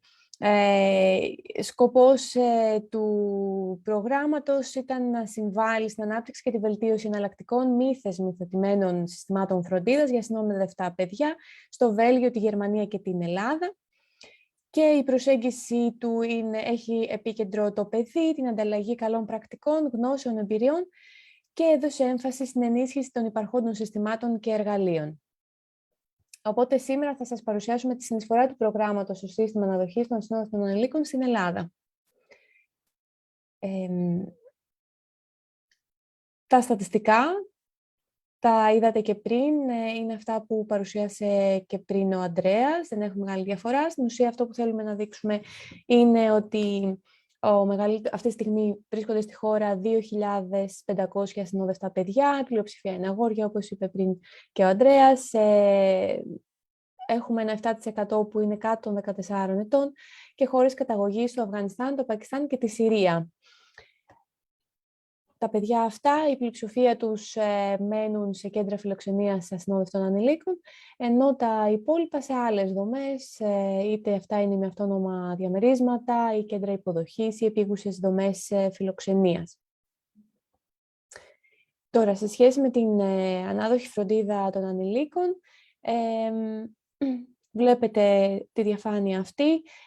Η ανάδοχη φροντίδα είναι μια διεθνής παιδοκεντρική πρακτική για την προστασία των παιδιών που έχουν βραχυπρόθεσμη, μεσοπρόθεσμη ή μακροπρόθεσμη ανάγκη φροντίδας και προστασίας εκτός από την οικογένειά τους ή στερούνται οικογένειας για διάφορους λόγους. Στην Ελλάδα η εφαρμογή της αναδοχής έχει μακρά ιστορία, ωστόσο οι διαδικασίες εφαρμογής χαρακτηρίστηκαν από πολλά προβλήματα, σημαντικές παθογένειες, χρονοβόρες και μερικές φορές αμφισβητήσιμες ως προς τη διαφάνεια διαδικασίες, έλλειψη συντονισμού μεταξύ των φορέων, αλληλεξάρτηση του αιτούντος με τον φορέα υποδοχής του ανηλίκου και πολλά άλλα. Έχουμε λοιπόν τον νέο νόμο και η προβλεπόμενη λειτουργία του πληροφοριακού συστήματος του Ένινετ επιδίωξαν τη θέσπιση νέων διαφανών και ίσων διαδικασιών για όλα τα παιδιά. Πρέπει να προχωρήσω στην επόμενη διαφάνεια. Έχουμε λοιπόν τον νέο νόμο που προβλέπει τη λειτουργία του πληροφοριακού συστήματος του Ένινετ και την θέσπιση νέων διαφανών και ίσων διαδικασιών για όλα τα παιδιά που ζουν υπό προστασία και για όλους τους πολίτες που επιθυμούν να γίνουν ανάδοχοι γονείς. Όλες οι αλλαγές που εισήγαγε η νέα νομοθεσία αφορούσαν αρχικά τα παιδιά των μονάδων παιδικής προστασίας, καθώς τα ασυνόδευτα παιδιά που φιλοξενούνται σε κέντρα φιλοξενίας δεν συμπεριλαμβάνονταν στην διαδικασία. Βλέπετε την επόμενη διαφάνεια, όχι? Όχι, συγγνώμη. Βλέπουμε την ίδια διαφάνεια με πριν. Νομίζω θέλετε να πάτε στην επόμενη. Τώρα. Ωραία. Λοιπόν. Ο νέος νόμος, για τον οποίο μίλησαν και οι προηγούμενοι ομιλητές, ωστόσο θα το πάμε λίγο γρήγορα. Στόχος του νέου πλαισίου είναι η επιτάχυνση των διαδικασιών αναδοχής προς όφελος των ανηλίκων, με κύριο στόχο τη μείωση την εξάλειψη του ιδρυματικού χρόνου ζωής. Οι πιο σημαντικές πτυχές, λοιπόν, είναι η παροχή άμεσης αναλυτικής ενημέρωσης για το θεσμό της ανάδοχης φροντίδας, διαδικτυακή υποβολή αιτημάτων από υποψήφιους γονείς που καταπολεμά τις γραφειοκρατικές και χρονοβόρες διαδικασίες, υποβολή ενιαίων δικαιολογητικών που καλούνται να επισυνάψουν ηλεκτρονικά οι πολίτες, ανεξάρτητα από το φορέα που θα διαχειριστεί το αίτημά τους, διασφαλίζοντας ενιαίες και ισότιμες διαδικασίες για όλους, ηλεκτρονική παρακολούθηση της προόδου της εφαρμογής και εφαρμογή διαφανών διαδικασιών, υποβολή αιτημάτων των υποψηφίων γονέων στον αρμόδιο φορέα σε σχέση με τον τόπο διαμονής τους, εφαρμογή ενιαίας διαδικασίας κοινωνικής έρευνας σχετικά με την καταλληλότητα, ετοιμότητα των υποψηφίων γονέων. Γενικά, μειώνεται ο χρόνος διεξαγωγής της κοινωνικής έρευνας για την αξιολόγηση της καταλληλότητας των υποψηφίων αναδόχων γονέων. Γίνονται εκπαιδευτικά προγράμματα για όλους τους υποψηφίους ανάδοχους γονείς από όλους τους φορείς επικράτειας. Υπάρχει υποχρεωτική εγγραφή όλων των ανηλίκων που διαμένουν σε κάθε μονάδα παιδικής προστασίας, κρατικές ή μη, στο Εθνικό Μητρό Ανηλίκων και υποχρεωτική διαμόρφωση του ΑΣΟΑ για κάθε παιδί εντός 90 ημερών από την εισαγωγή στη μονάδα. Επιβολή αυστηρών κυρώσεων σε περίπτωση μη τήρησης των θεσμικών διατάξεων. Ο νέος νόμος επίσης ορίζει οικονομική υποστήριξη και διευρύνει τα ηλικιακά όρια των ανάδοχων γονέων. Όλες αυτές οι εξελίξεις, όπως είπαμε και πριν, αφορούν κυρίως παιδιά που φιλοξενούνται σε μονάδες παιδικής προστασίας, καθώς τα κέντρα φιλοξενίας ασυνόδευτων ανηλίκων δεν συμπεριλήφθηκαν στην διαδικασία αυτή. Τώρα, η διαδικασία για τα ασυνόδευτα παιδιά είναι η ίδια που είναι για όλα τα υπόλοιπα παιδιά. Οπότε στην Ελλάδα σήμερα, αν κάποιος θα επιθυμεί να γίνει ανάδοχος, θα πρέπει να ακολουθήσει τα παρακάτω βήματα. Θα πρέπει να υποβάλει αίτημα ενδιαφέροντος μέσω του Ένινετ και να συνοδεύσει με αυτήν τα προβλεπόμενα τον νόμο δικαιολογητικά. Ακολουθεί μετά ο έλεγχος των δικαιολογητικών και η διενέργεια κοινωνικής έρευνας από κοινωνικό λειτουργό.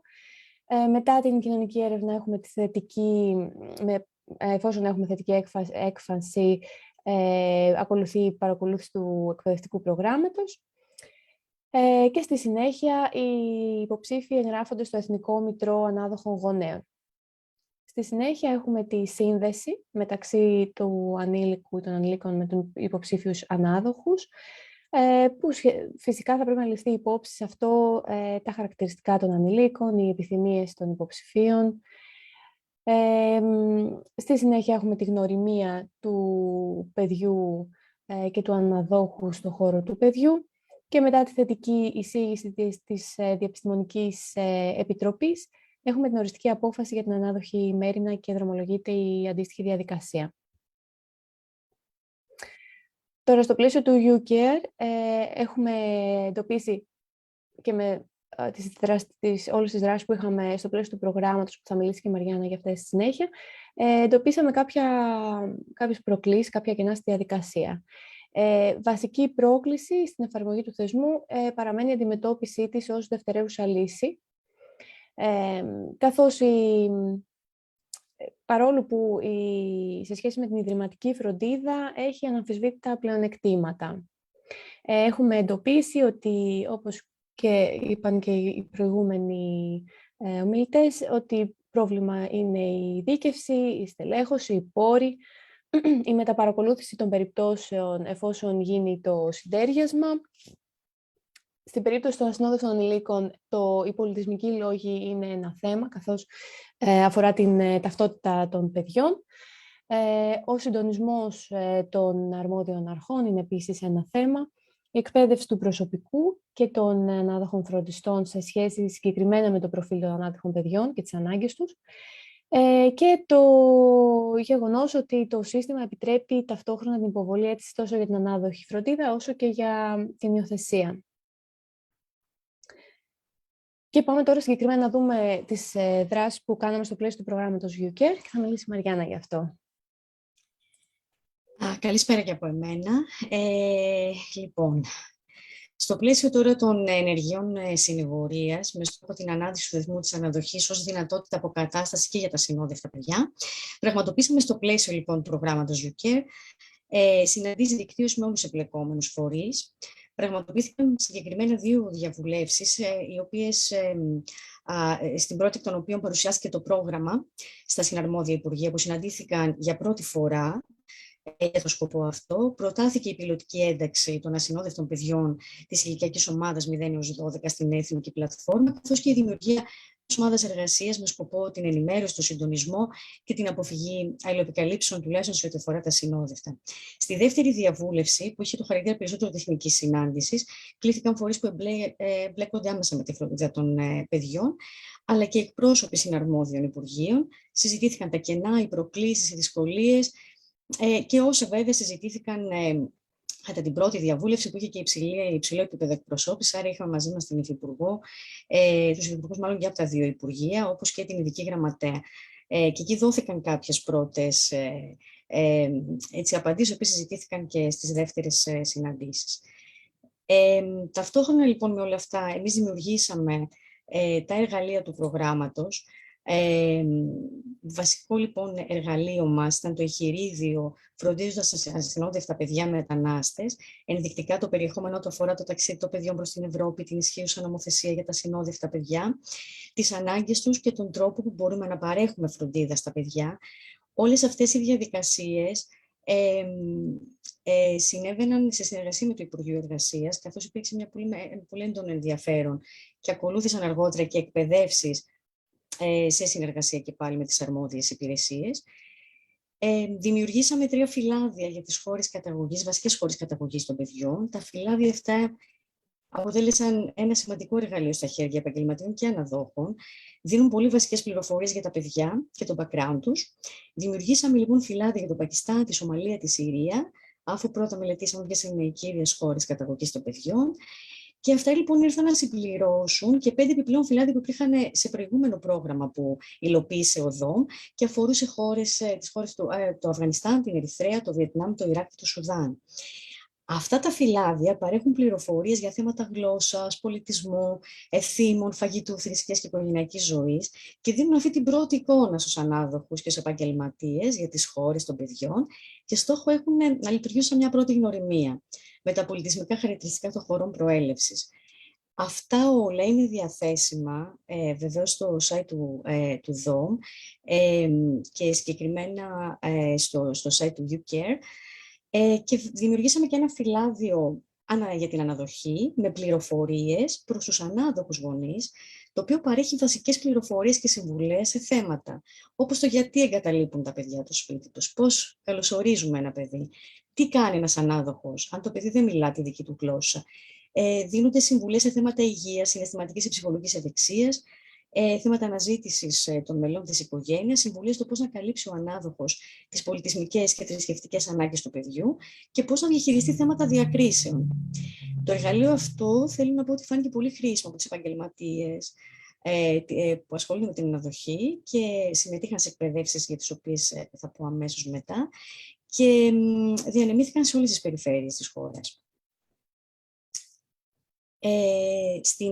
Στο πλαίσιο λοιπόν της προσπάθειας του προγράμματος YouCare να προσελκύσει ανάδοχους γονείς για τα ασυνόδευτα παιδιά, πραγματοποιήθηκε η καμπάνια ενημέρωσης μέσω social media. Όλες αυτές οι διαδικασίες γινόντουσαν πάντα σε συνεννόηση με το Υπουργείο Εργασίας, που παράλληλα την ίδια περίοδο έτρεχε την εθνική καμπάνια για την αναδοχή γενικά. Η καμπάνια δική μας διήρκησε 8 μήνες. Αναρτήθηκε ένα βίντεο που είχε δημιουργηθεί σε ένα προηγούμενο πρόγραμμα που υλοποίησε ο ΔΟΜ, ένα βίντεο που φτιάχτηκε μέσα στο πλαίσιο αυτού του προγράμματος από τον ΔΟΜ Βελγίου και 6 βίντεο που δημιουργήθηκαν από το Διεθνή Οργανισμό Μετανάστευσης εδώ στην Ελλάδα, τα οποία απαντούν σε 6 βασικά ερωτήματα που μπορεί να έχουν οι άνθρωποι που ενδιαφέρονται για το θεσμό της αναδοχής. Οπότε είναι απαντήσεις σε πολύ βασικές ερωτήσεις. Σε αυτά τα βίντεο συμμετέχουν εργαζόμενοι που δουλεύουν σε ξενώνες φιλοξενίες ασυνόδευτων παιδιών και δίνουν αυτές τις πολύ βασικές πληροφορίες.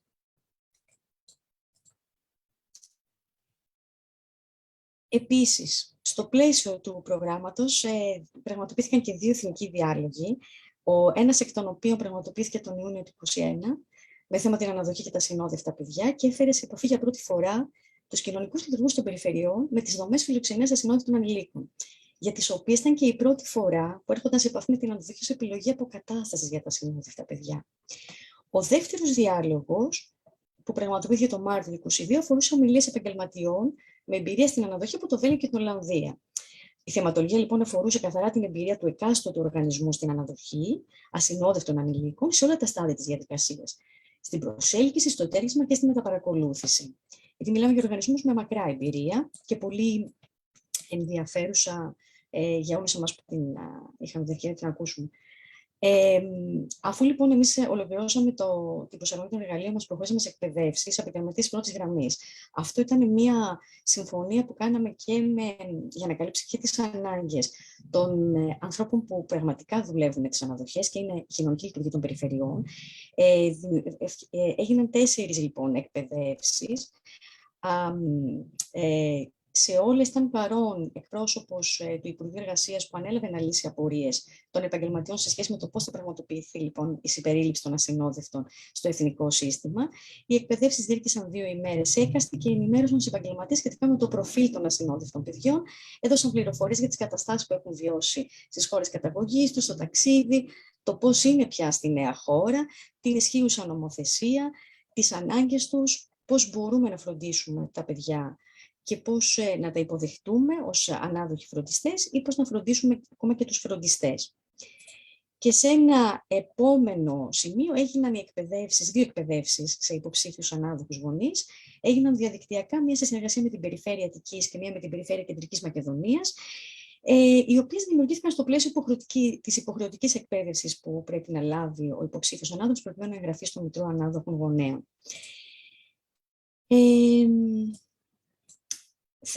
Ακούστηκαν τα περισσότερα, ωστόσο εμείς θεωρούμε σημαντικό ότι έχουμε πια την εγγραφή των παιδιών από 0 έως 12, ότι υπάρχει δέσμευση για την καταγραφή των παιδιών 12 έως 15 μέσα στο επόμενο χρονικό.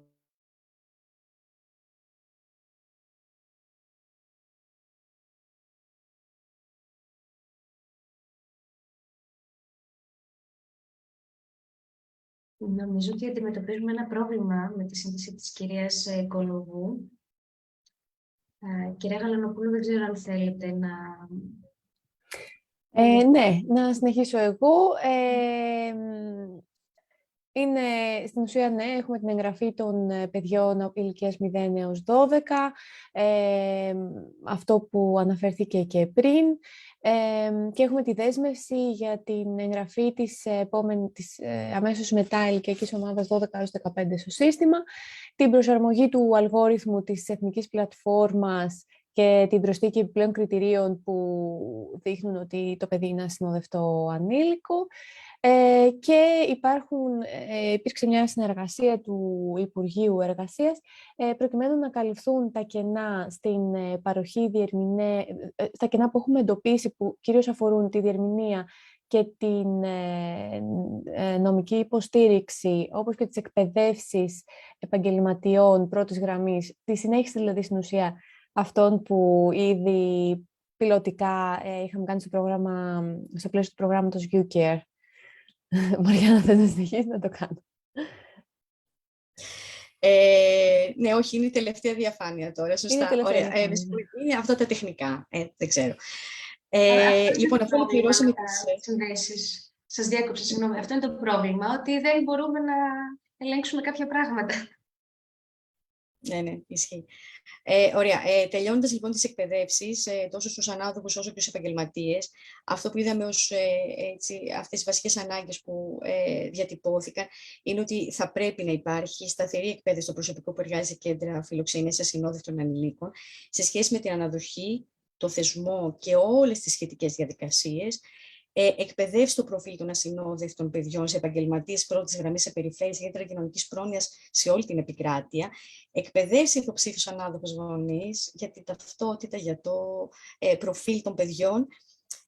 Σίγουρα αυτό που είπαν όλοι οι συμμετέχοντες στις εκπαιδεύσεις είναι ότι σε πολλές περιφέρειες, ακριβώς επειδή υπάρχει υποστελέχωση, είτε δεν υπάρχει διεπιστημονική ομάδα, το οποίο είναι μεγάλο πρόβλημα, είτε μίλησαν ότι θα μπορούσαμε να έχουμε τη διεπιστημονική ομάδα.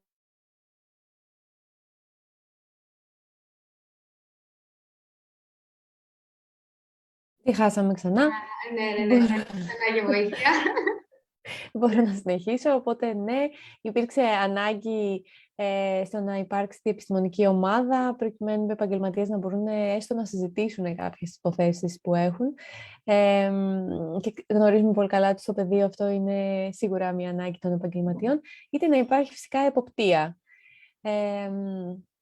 Άλλο ένα πολύ σημαντικό κομμάτι. Μετά τα κενά που αναφέραμε και πριν, σε σχέση με την αναδοχή ασυνόδευτων ανηλίκων, που είναι η διερμηνία, η νομική υποστήριξη και η παροχή ψυχοκοινωνικής υποστήριξης, προκειμένου να εξασφαλιστεί η ομαλή ένταξη του παιδιού στην οικογένεια. Και φυσικά είναι το θέμα της επιτροπίας, κάτι που λείπει από τον τομέα των ασυνόδευτων ανηλίκων εδώ και πολύ καιρό. Και φυσικά χρειαζόμαστε υποψήφιους αναδόχους. Αυτό είναι επίσης ένα πολύ μεγάλο πρόβλημα. Οπότε μια εκστρατεία ευαισθητοποίησης για την πρόοδο της ανάδοχης φροντίδας στην Ελλάδα γενικά, αλλά και συγκεκριμένα εστιασμένη στα ασυνόδευτα παιδιά. Ένα άλλο θέμα πολύ σημαντικό είναι αυτό που είναι το bubble το μπλε, που αυτή τη στιγμή τα κέντρα φιλοξενίας με το χρηματοδοτικό πλαίσιο που λειτουργούν δεν μπορούν στην ουσία να στηρίξουν τις υπηρεσίες τις υποστηρικτικές προς την αναδοχή, καθώς είναι πολύ συγκεκριμένη η χρηματοδότηση για τα παιδιά που συγκεκριμένα φιλοξενούν εκείνη τη στιγμή. Οπότε αυτό είναι ένα θέμα που πρέπει να ληφθεί υπόψη. Και αυτά από πλευράς μας. Ευχαριστούμε πάρα πολύ. Ευχαριστούμε πάρα πολύ και τις δύο. Σας ευχαριστούμε που είστε για ακόμη μια φορά μαζί μας.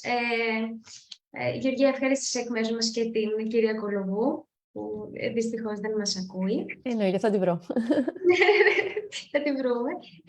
Θα αποπειραθώ ακόμη μια φορά να καλέσω την κυρία Σεραφιμίδη, με την οποία είμαστε σε επικοινωνία, αλλά έχει πρόβλημα η σύνδεσή της. Αντιμετωπίζει και τώρα. Τέλεια, κυρία Σεραφιμίδη, καλησπέρα. Καλησπέρα. Σας παρουσιάσω και επίσημα. Είστε η κυρία Σεραφιμίδη Δανάη, σύμβουλος παιδικής προστασίας στη UNICEF και θα μας μιλήσει για την αναδοχή στην Ελλάδα. Ωραία, ευχαριστώ πολύ και συγγνώμη για την αναστάτωση. Είχα όντως ένα τεχνικό πρόβλημα και λέω ότι το ξωτικό των Χριστουγέννων ήρθε νωρίτερα και πήραξε όλα τα... Θέλουμε διακοπές. Έτσι. Οπότε ελπίζω όλα να κυλήσουν ομαλά και έτσι να σας πω για τις προκλήσεις που αντιμετωπίσαμε και συνεχίζουμε να αντιμετωπίζουμε σε ό,τι αφορά την αναδοχή.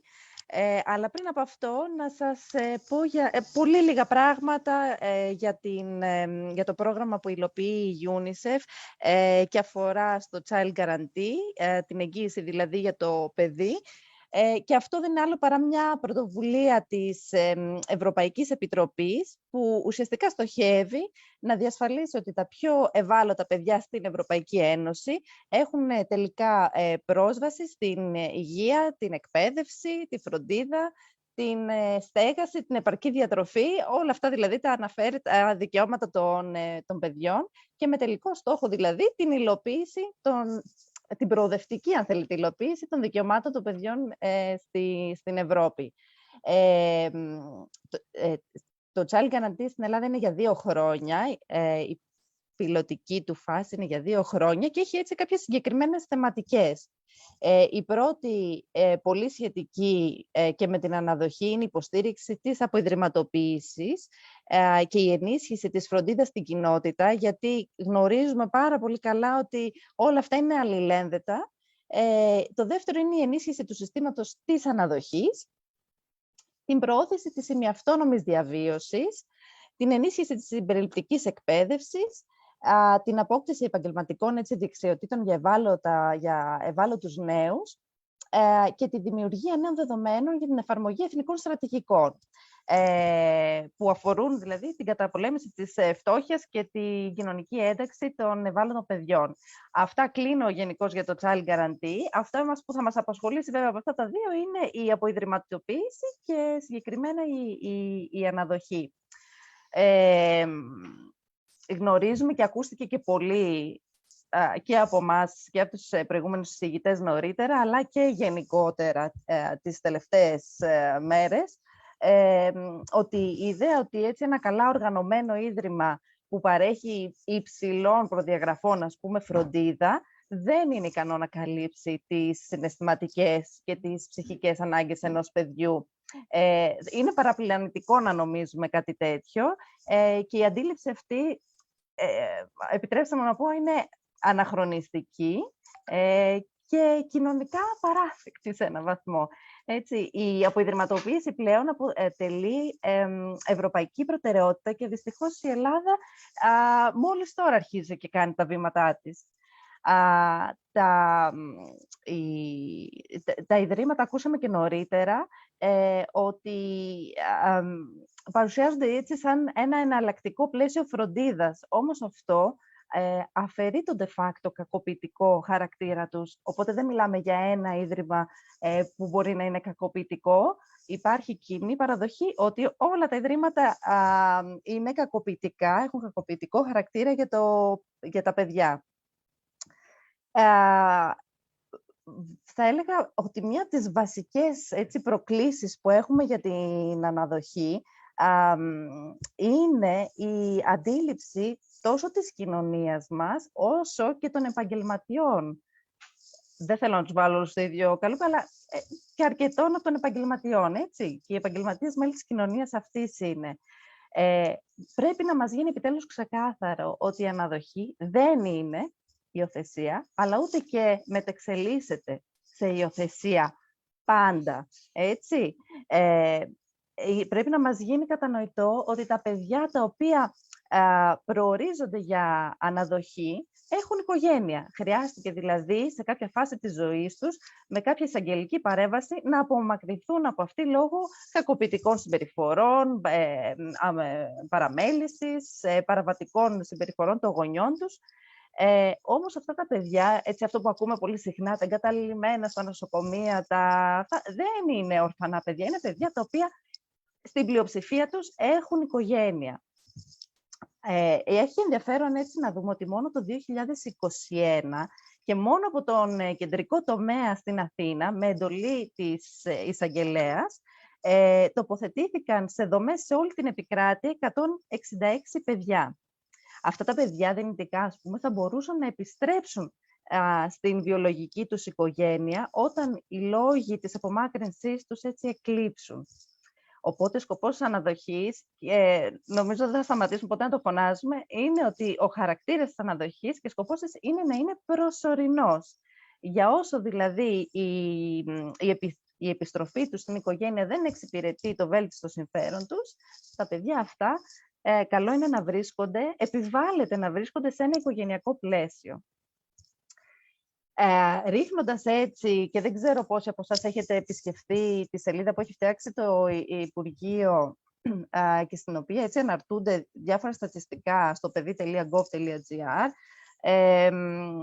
ρίχνοντας έτσι μια ματιά στα στατιστικά στοιχεία που δείχνουν κάπως την πορεία των αναδοχών και των υιοθεσιών, μπορούμε έτσι να έχουμε μια κάποια εικόνα για το τι έτσι συμβαίνει. Βλέπουμε δηλαδή ότι αυτή τη στιγμή 1.396 παιδιά μας λένε τα στατιστικά ότι μεγαλώνουν σε κλειστές δομές παιδικής προστασίας. Από αυτά αναφέρουν τα στατιστικά τα τελευταία ότι μόνο 112 παιδιά προορίζονται για υιοθεσία. Όμως η εικόνα των παιδιών που προορίζονται για αναδοχή είναι εντελώς διαφορετική. Εκεί βλέπουμε 606 παιδιά όλων των ηλικιών που προορίζονται για την αναδοχή.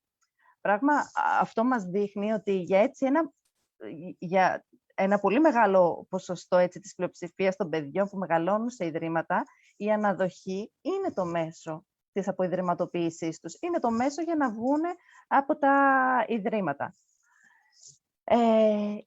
Ας αντιστρέψουμε λίγο τον καθρέφτη και ας δούμε έτσι την εικόνα που μας δείχνει το Εθνικό Μητρό Υποψήφιων έτσι, Αναδόχων και Θετών, τι μας δείχνει για τις αιτήσεις. Είναι παντελώς ανεστραμμένη. Έχουμε δηλαδή από τις 2.840 εγγραφές, οι 2.455 προβάλλουν αίτημα υιοθεσίας και μόλις οι 385 προβάλλουν αίτημα για αναδοχή.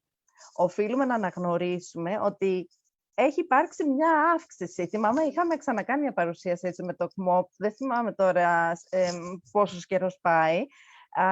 Και τότε... Συγγνώμη. Από τον Μάιο.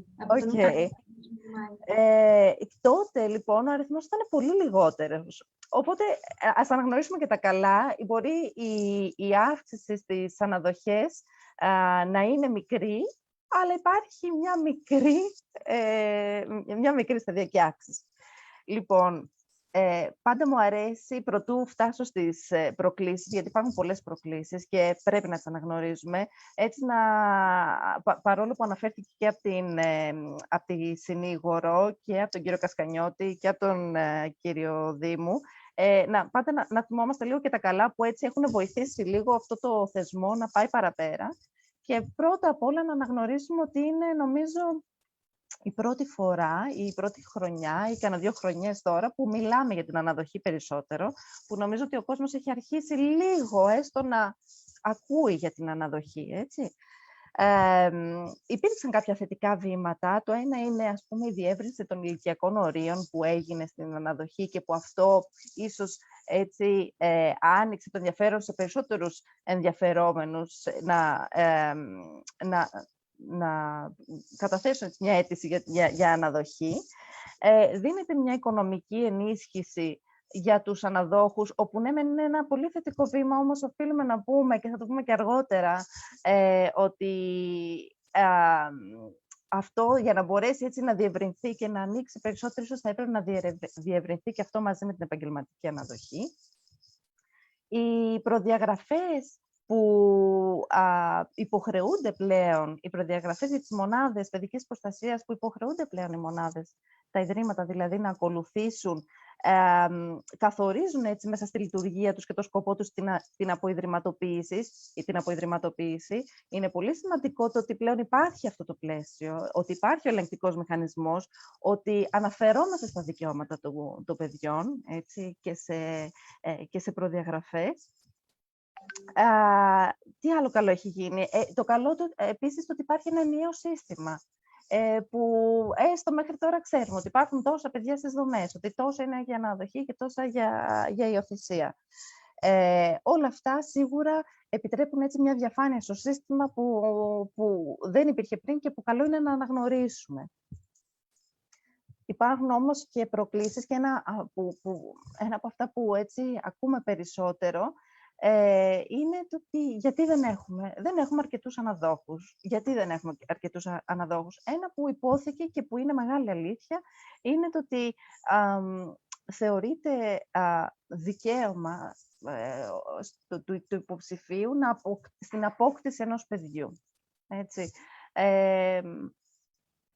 Δεν ξέρω πώς αλλιώς κι εμείς που είμαστε στο πεδίο μπορούμε να το εκφράσουμε, ότι δεν είναι θέμα του γονιού, είναι δικαίωμα του παιδιού. Το παιδί βρίσκεται σε αυτή τη θέση και δεν έρχεται το παιδί να καλύψει τις ανάγκες του γονιού ή του υποψηφίου, αλλά εκείνος που θα έρθει να καλύψει τις ανάγκες του παιδιού. Ένα άλλο πολύ μεγάλο αγκάθι, αν θέλετε, είναι τα κριτήρια επιλογής που θέτουν αρκετοί υποψήφοι. Σκληρό κι αυτό. Ακούμε πολλούς να λένε θέλω παιδί 0 έως 3, χωρίς απόλυτα υγιές, χωρίς ούτε καν ψυχοκοινωνική δυσκολία. Και τι είναι η ψυχοκοινωνική δυσκολία, έτσι? Κάπως και εμείς οι επαγγελματίες πρέπει λίγο και να λειτουργήσουμε και υποστηρικτικά και προς τους υποψηφίους και να μην τρομάζουν με το να ακούνε ψυχοκοινωνικές δυσκολίες. Τι στο καλό, ποιες είναι αυτές? Ή δεν θέλω παιδί Ρωμά, ή δεν θέλω παιδί που να είναι λίγο πιο μελαμψό, ή δεν θέλω παιδί που να έχει μαθησιακές δυσκολίες. Επίσης, σκλήρωμα, όταν έρχονται βιολογικά παιδιά στον κόσμο, ξέρουμε με τι αυτά θα έρθουν, τι δυσκολίες θα αντιμετωπίσουν μαθησιακές, και ιδίως όταν έχουμε να κάνουμε δυσκολίες οι οποίες αντιμετωπίζονται, έτσι, που έχουμε δει παιδιά εν τέλει να είναι πολύ πίσω αναπτυξιακά, πολλά παραδείγματα, που να είναι παιδιά που ζούσαν σε ιδρύματα να είναι πολύ πίσω αναπτυξιακά, να έχουν μπει σε πλαίσιο αναδοχής, σε οικογένεια και να έχουν κάνει άλματα, να έχουν ανθίσει. Οπότε, μία μεγάλη πρόκληση, θέλω να πω εμπόδιο, μία μεγάλη πρόκληση είναι αυτή. Είναι τα συγκεκριμένα, ας πούμε, κριτήρια και η αντίληψη που έχει ο κόσμος απέναντι στην αναδοχή. Μια άλλη πρόκληση που την είπαμε και πιο πριν είναι και η αντίληψη που έχουμε και οι επαγγελματίες. Δεν προωθούν όλοι οι επαγγελματίες που είναι στα ιδρύματα και στις ιδιωτικές, δημόσιες, εκκλησιαστικές δομές παιδικής προστασίας με τον ίδιο τρόπο την αναδοχή. Νομίζω έχει ακουστεί σε μια πρόσφατη εκδήλωση το εξής, και νομίζω ήταν ένα απόσπασμα από ένα ατομικό σχέδιο οικογενειακής αποκατάστασης, όπου έλεγε ότι το παιδί αισθάνεται μια χαρά εδώ, θα είναι σοκ γι' αυτό εάν πάει σε οικογένεια. Δεν μπορούμε το 2022 να μιλάμε και να λέμε ότι ένα παιδί είναι εντάξει με το να βρίσκεται σε ένα ίδρυμα. Ούτε ρωτάμε ένα παιδί απλά θες να πας σε μια οικογένεια και αν αυτό μας πει όχι, εμάς μας αρκεί. Θέλει συγκεκριμένη λοιπόν πλαισίωση και το παιδί χρειάζεται από τον επαγγελματία να κατανοήσει περισσότερο και καλύτερα τι είναι η αναδοχή, ιδίως αν πρόκειται για ένα παιδί το οποίο έχει μεγαλώσει σε ένα ίδρυμα τα 10 ας πούμε, χρόνια της ζωής του και το έχει συνηθίσει και το έχει γίνει βίωμα, που θα πρέπει να αποχωριστεί έτσι, πρόσωπα φροντίδας, με τα οποία με τους χύψη τρόπους και στο χύψη βαθμό έχει δεθεί. Και αλλιώς για ένα παιδί το οποίο τώρα απομακρύνεται, αλλιώς θα δουλευτεί η αναδοχή και το πλαίσιο και το πώς θα το επικοινωνήσουμε σε ένα παιδί, το ενδεχόμενο της τοποθέτησής του στην αναδοχή. Είπαμε πριν και η συνήγορος αναφέρθηκε νομίζω πολύ στο κομμάτι της πρόληψης και αυτό είναι αλληλένδετο. Είναι και αυτό μια πρόκληση. Γιατί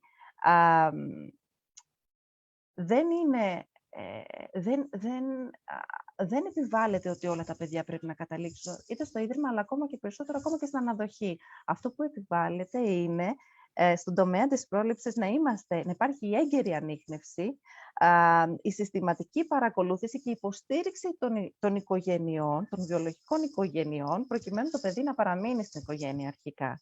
Και αργότερα, αν τελικά αυτό δεν είναι εφικτό και καταλήξουμε στην ανάγκη της απομάκρυνσης, τότε αυτό από την εμπειρία που ανά τα χρόνια που έχω στο πεδίο της παιδικής προστασίας, είναι κάτι το οποίο μπορεί να δουλευτεί ακόμα και με τους γονείς, τους βιολογικούς, σε ένα πρώιμο στάδιο, ώστε να μην τους έρθει απότομα ότι το παιδί θα απομακρυνθεί και θα καταλήξει για κάποιο διάστημα σε μια ανάδοχη οικογένεια.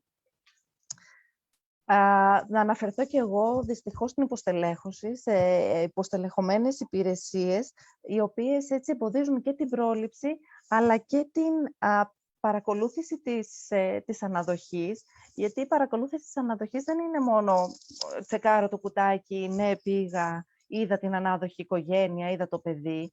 Η παρακολούθηση της αναδοχής επιβάλλεται να είναι ποιοτική. Επιβάλλεται να είναι υποστηρικτική προς τον ανάδοχο, προκειμένου να μην έχουμε τα λεγόμενα breakdown, δηλαδή να μην διακοπεί και επιστρέψει το παιδί στο ίδρυμα. Υπάρχει μια άλλη μεγάλη πρόκληση, είναι η έλλειψη κοινής μεθοδολογίας για τη διαδικασία της επιλογής των αναδόχων. Δηλαδή, παρόλο που υπάρχει μια κοινή φόρμα που όλοι οι επαγγελματίες συμπληρώνουν, δεν υπάρχει κοινή μεθοδολογία για το πώς αξιολογώ τον υποψήφιο ανάδοχο.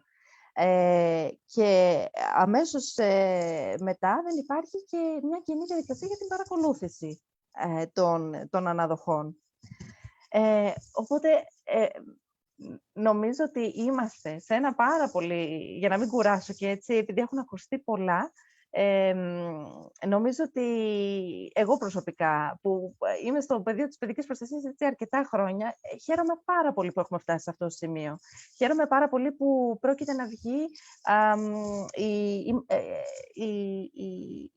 η επαγγελματική αναδοχή. Είναι ένα πάρα πολύ θετικό βήμα, όμως και ως UNICEF αυτό λέμε.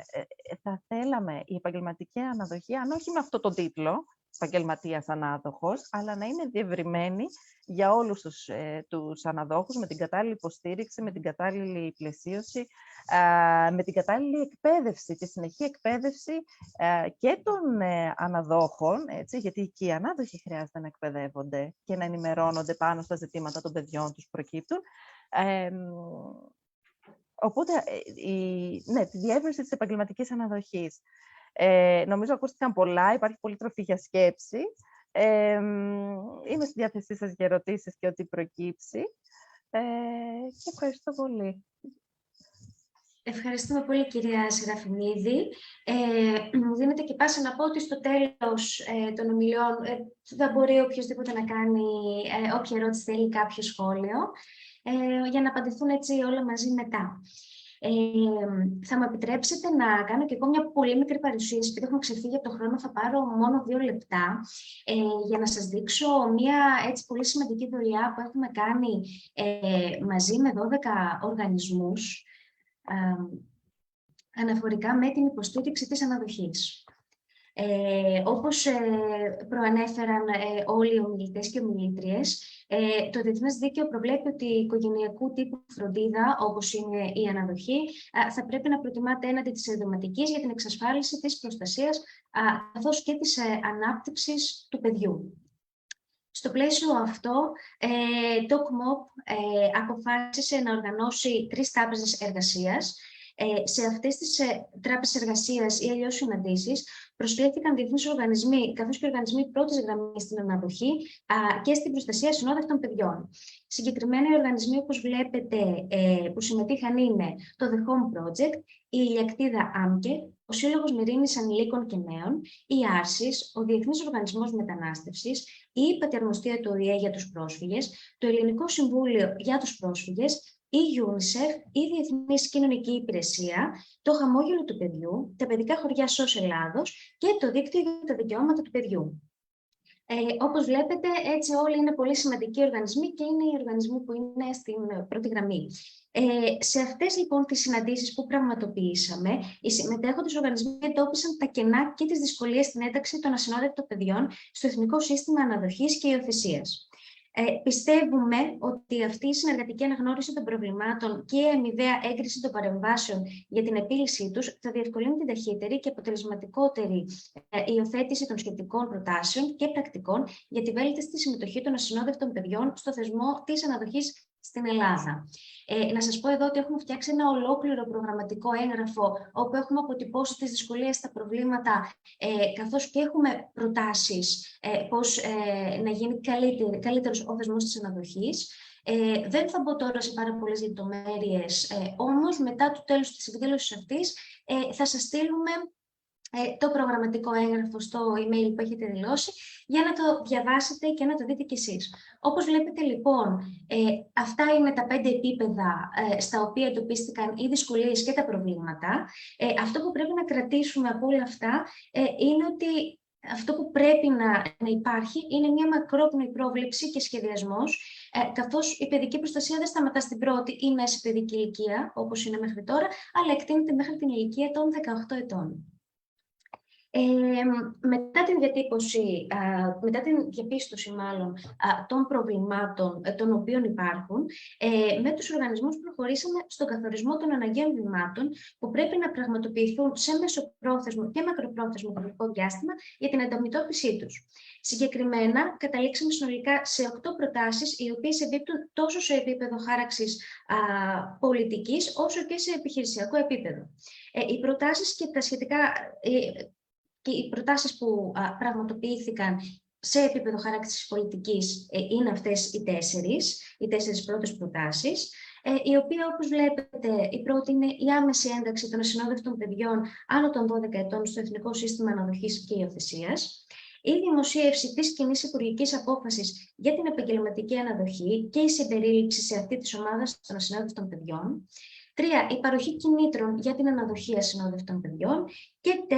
Η θεσμοθέτηση ειδικού προγράμματος επιμόρφωσης και εκπαίδευσης υποψήφιων αναδόχων γονέων για τα ασυνόδευτα παιδιά.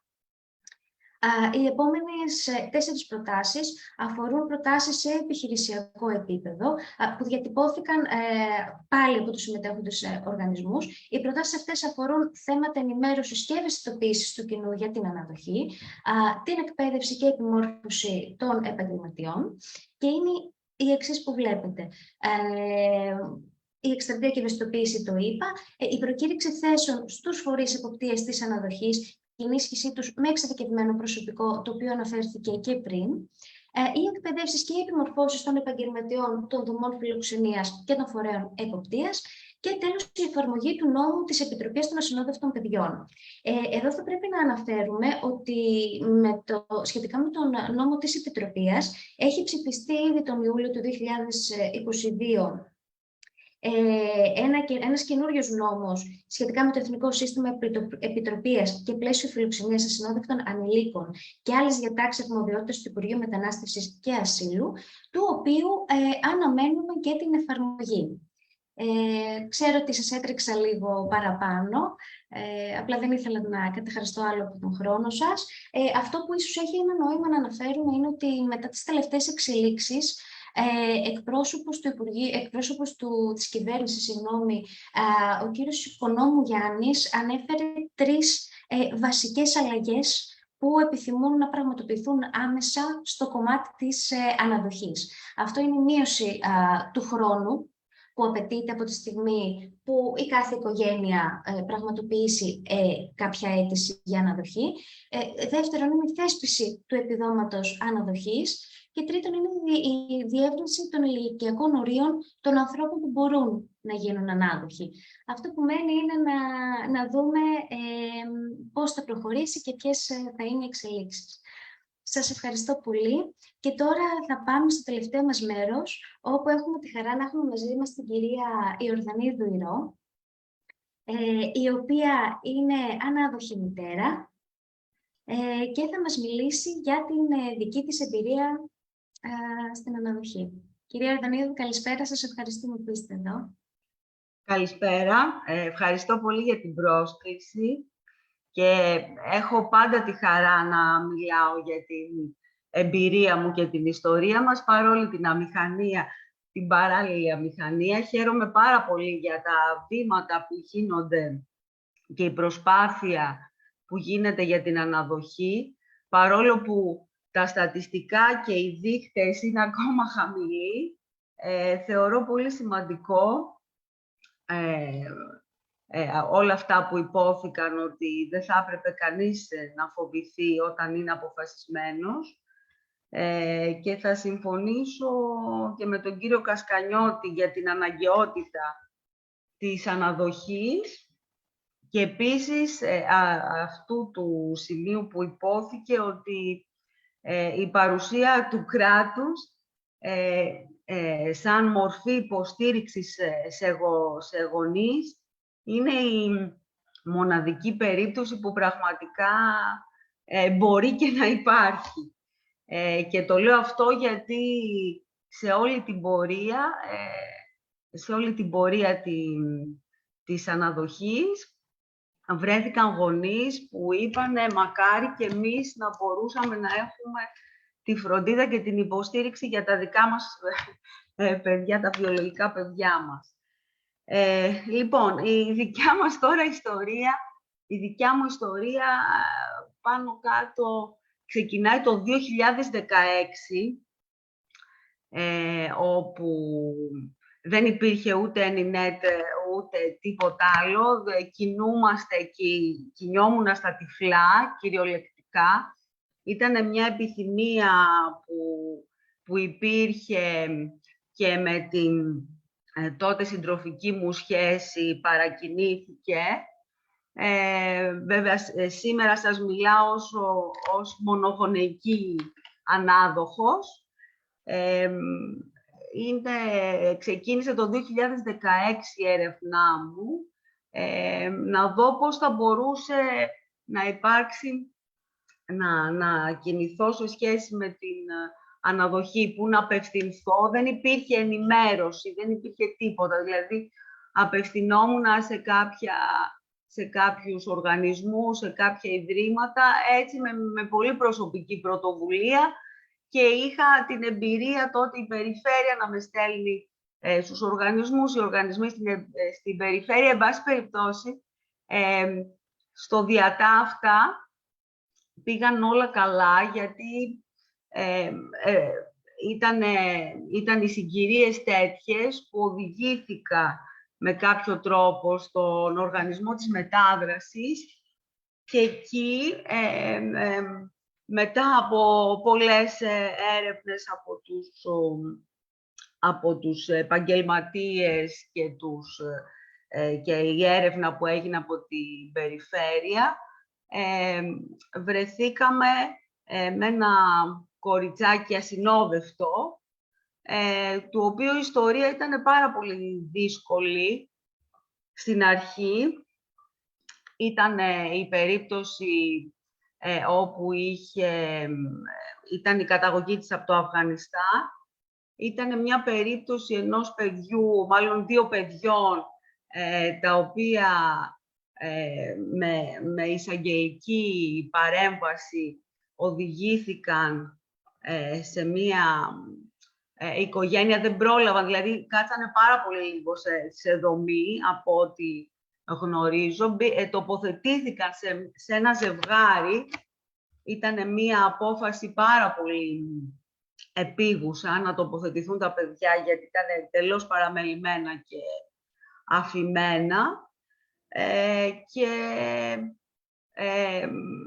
δυστυχώς το ζευγάρι αυτό δεν τα κατάφερε. Τα παιδιά πήγαν σε μια άλλη οικογένεια επαγγελματιών αναδόχων, και ο οργανισμός έπρεπε να βρει άμεσα δύο οικογένειες. Αποφάσισαν τα παιδιά να τα χωρίσουν, γιατί υπήρχε μεταξύ τους μία δυσκολία στο να επικοινωνήσουν και να σταθούν και τα δυο μαζί.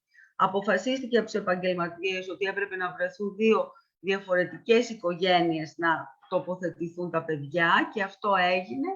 Και από εκεί και πέρα αρχίζει το 2018 η δικιά μας επαφή, η δικιά μας ιστορία, η οποία παρόλη τη δυσκολία, τα παιδιά αυτά σχεδόν γεννήθηκαν στο δρόμο, στο ταξίδι από το Αφγανιστάν προς την Ελλάδα.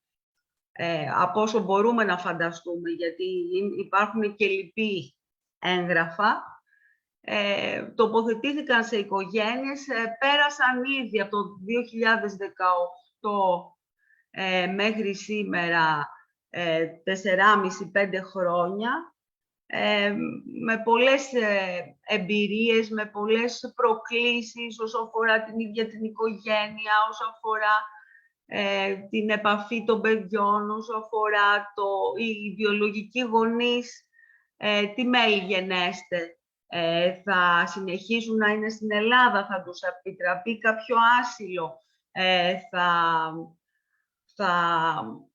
θα μπορούν να βλέπουν τα παιδιά. Βέβαια, εντάξει, λόγω της συγκεκριμένης ιστορίας υπήρχε κάθετη εισαγγελική εντολή, αλλά παρόλα αυτά ήταν οι δικές μας ανησυχίες ως γονείς και από τις δύο οικογένειες, και από τις δύο οικογένειες που όμως στην πορεία ξεπεράστηκαν, έγιναν έρευνες και από τα δύο διαφορετικά δίκαια, το ευρωπαϊκό, γιατί τα παιδιά είχαν άσυλο από την ευρωπαϊκή νομοθεσία. Οι προκλήσεις ήταν πάρα πολλές. Ήταν μια ιδιάζουσα περίπτωση. Δεν πρόλαβα να μείνουν καιρό, ίσως κάποιες μέρες, ένα μήνα σε κάποια δομή, όμως είχαν την εμπειρία της εγκατάλειψης, την εμπειρία του τοποθετήθηκαν σε δύο οικογένειες πριν να έρθουν πάλι σε εμάς, όπου εκεί άρχισαν φυσικά να εκφράζουν και να εκδηλώνουν, και θα μιλήσω εγώ για τη δική μου την περίπτωση. Άρχισε η μικρούλα, η οποία δεν σας είπα ήταν στην ηλικία, το 2018, στην ηλικία των 3 ετών. Ήταν ένα από τις ελάχιστες περιπτώσεις ασυνόδευτων κοριτσιών τόσο μικρής ηλικίας, και κατάφερε σήμερα που μιλάμε να ανθίσει και να μπορεί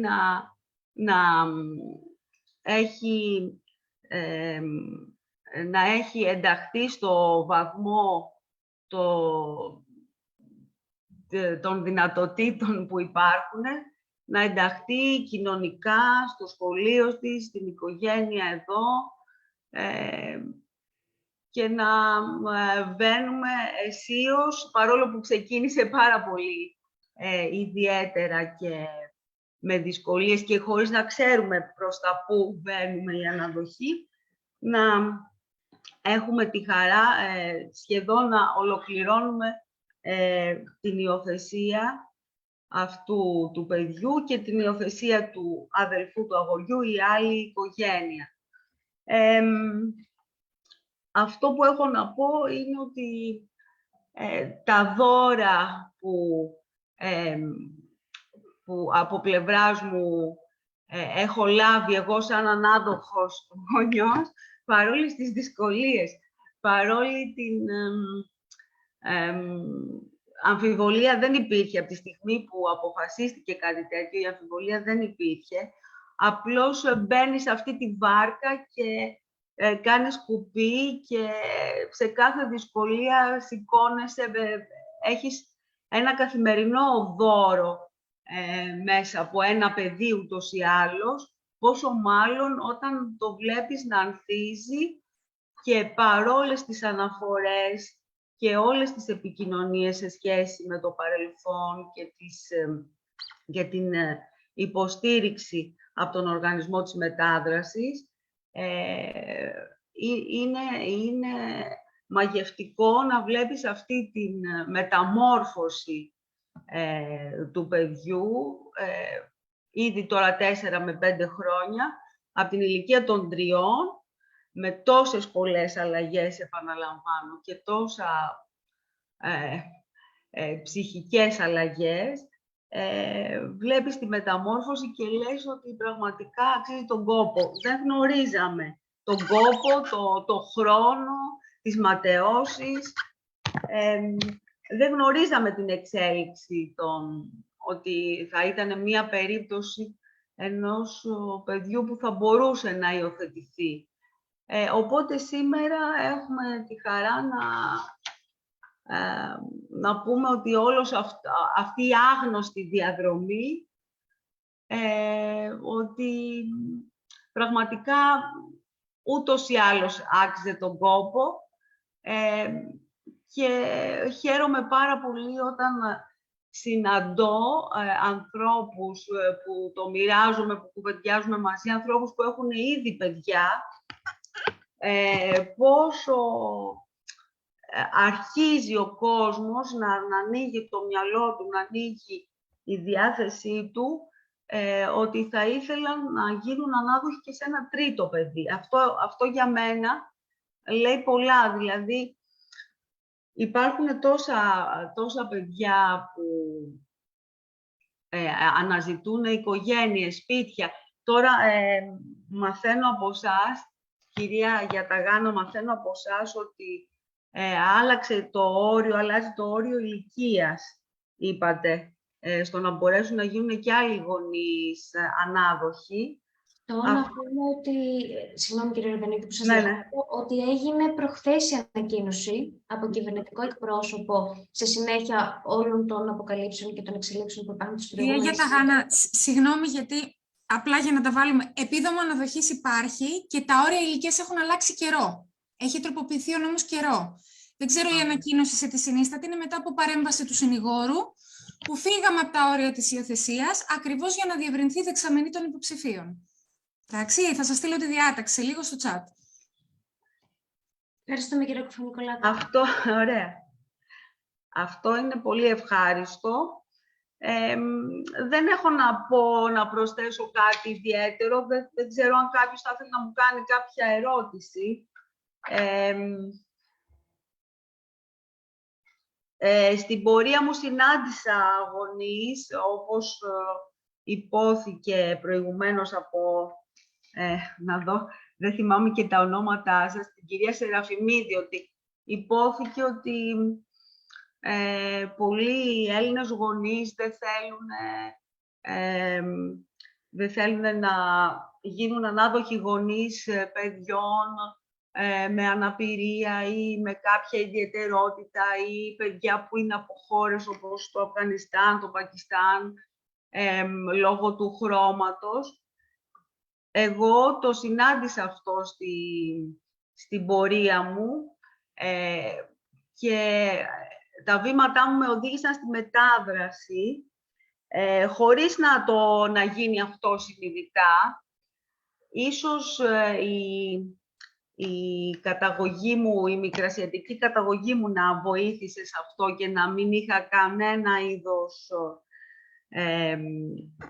κανενός είδους επιφύλαξη σε σχέση με πληθυσμούς από την Ανατολή. Αλλά βρήκα στο δρόμο μου ανθρώπους που ήθελαν πολύ συγκεκριμένη καταγωγή ή θρήσκευμα του παιδιού, και αυτό είναι από μια πλευρά σεβαστό.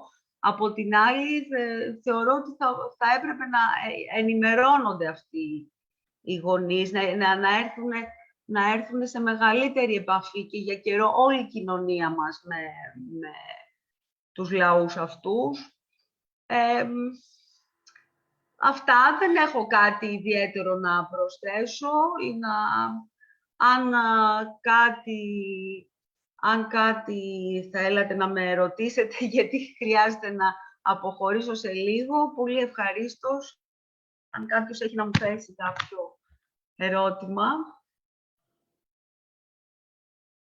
Κυρία Ορδανίδη, σας ευχαριστούμε πάρα πολύ και σας ευχαριστώ και εγώ προσωπικά, γιατί μας έχετε μιλήσει και άλλες φορές, έτσι, όμως όχι τόσο δημόσια εκδήλωση, πιο κλειστά, πιο προσωπικά θα μπορούσα να πω, και σας ευχαριστούμε πάρα πολύ που μας εμπιστεύεστε και που μας μιλάτε για αυτό το θέμα.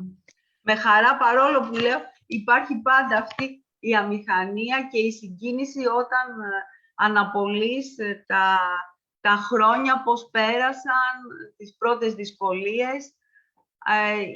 Είναι ευλογημένα όλα αυτά τα παιδιά, έχω να πω, και πραγματικά είναι θείο δώρο στους ανάδοχους γονείς ή στους θετούς, πιθανότατα θετούς γονείς μελλοντικά. Κάποτε με είχαν ερωτήσει στην έρευνα πάνω, εάν είχατε ένα παιδί με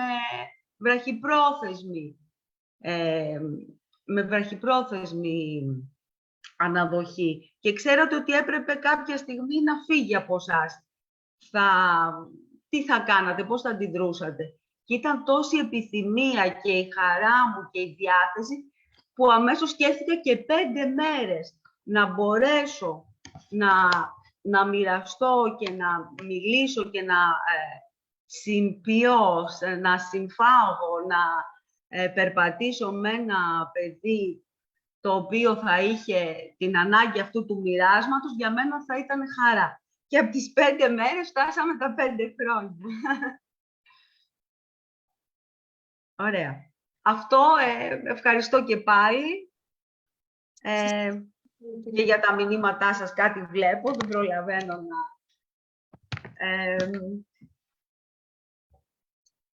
Σας ευχαριστώ για την πρόσκληση. Είχατε μαζί μας την ιστορία σας.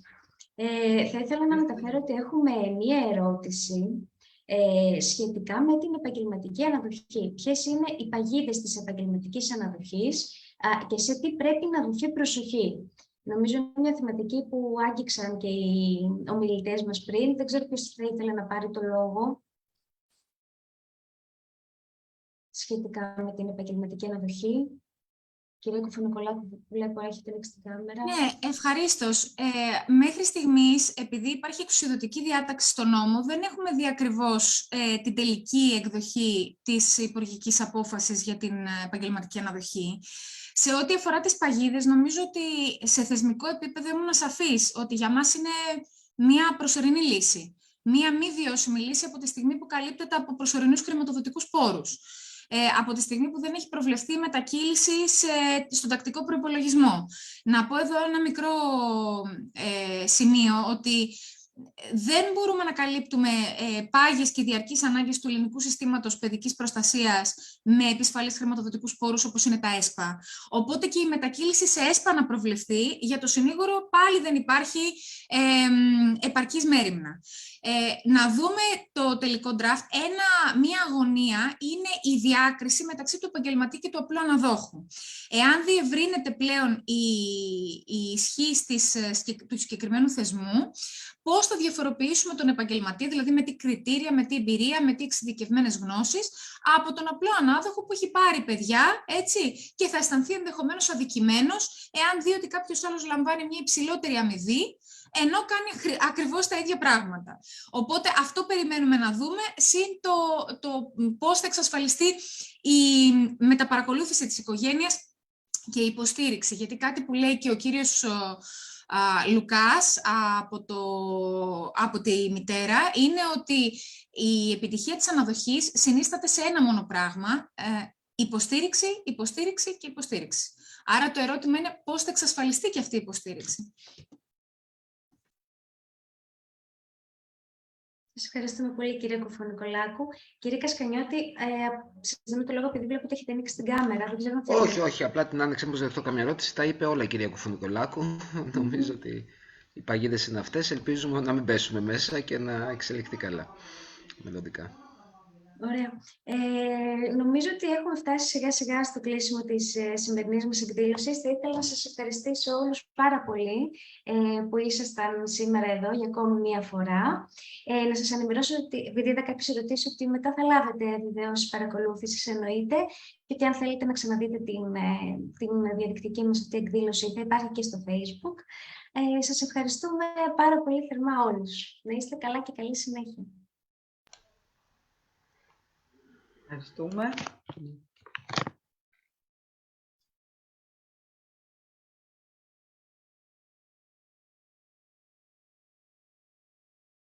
Ευχαριστούμε πολύ. Να είστε καλά.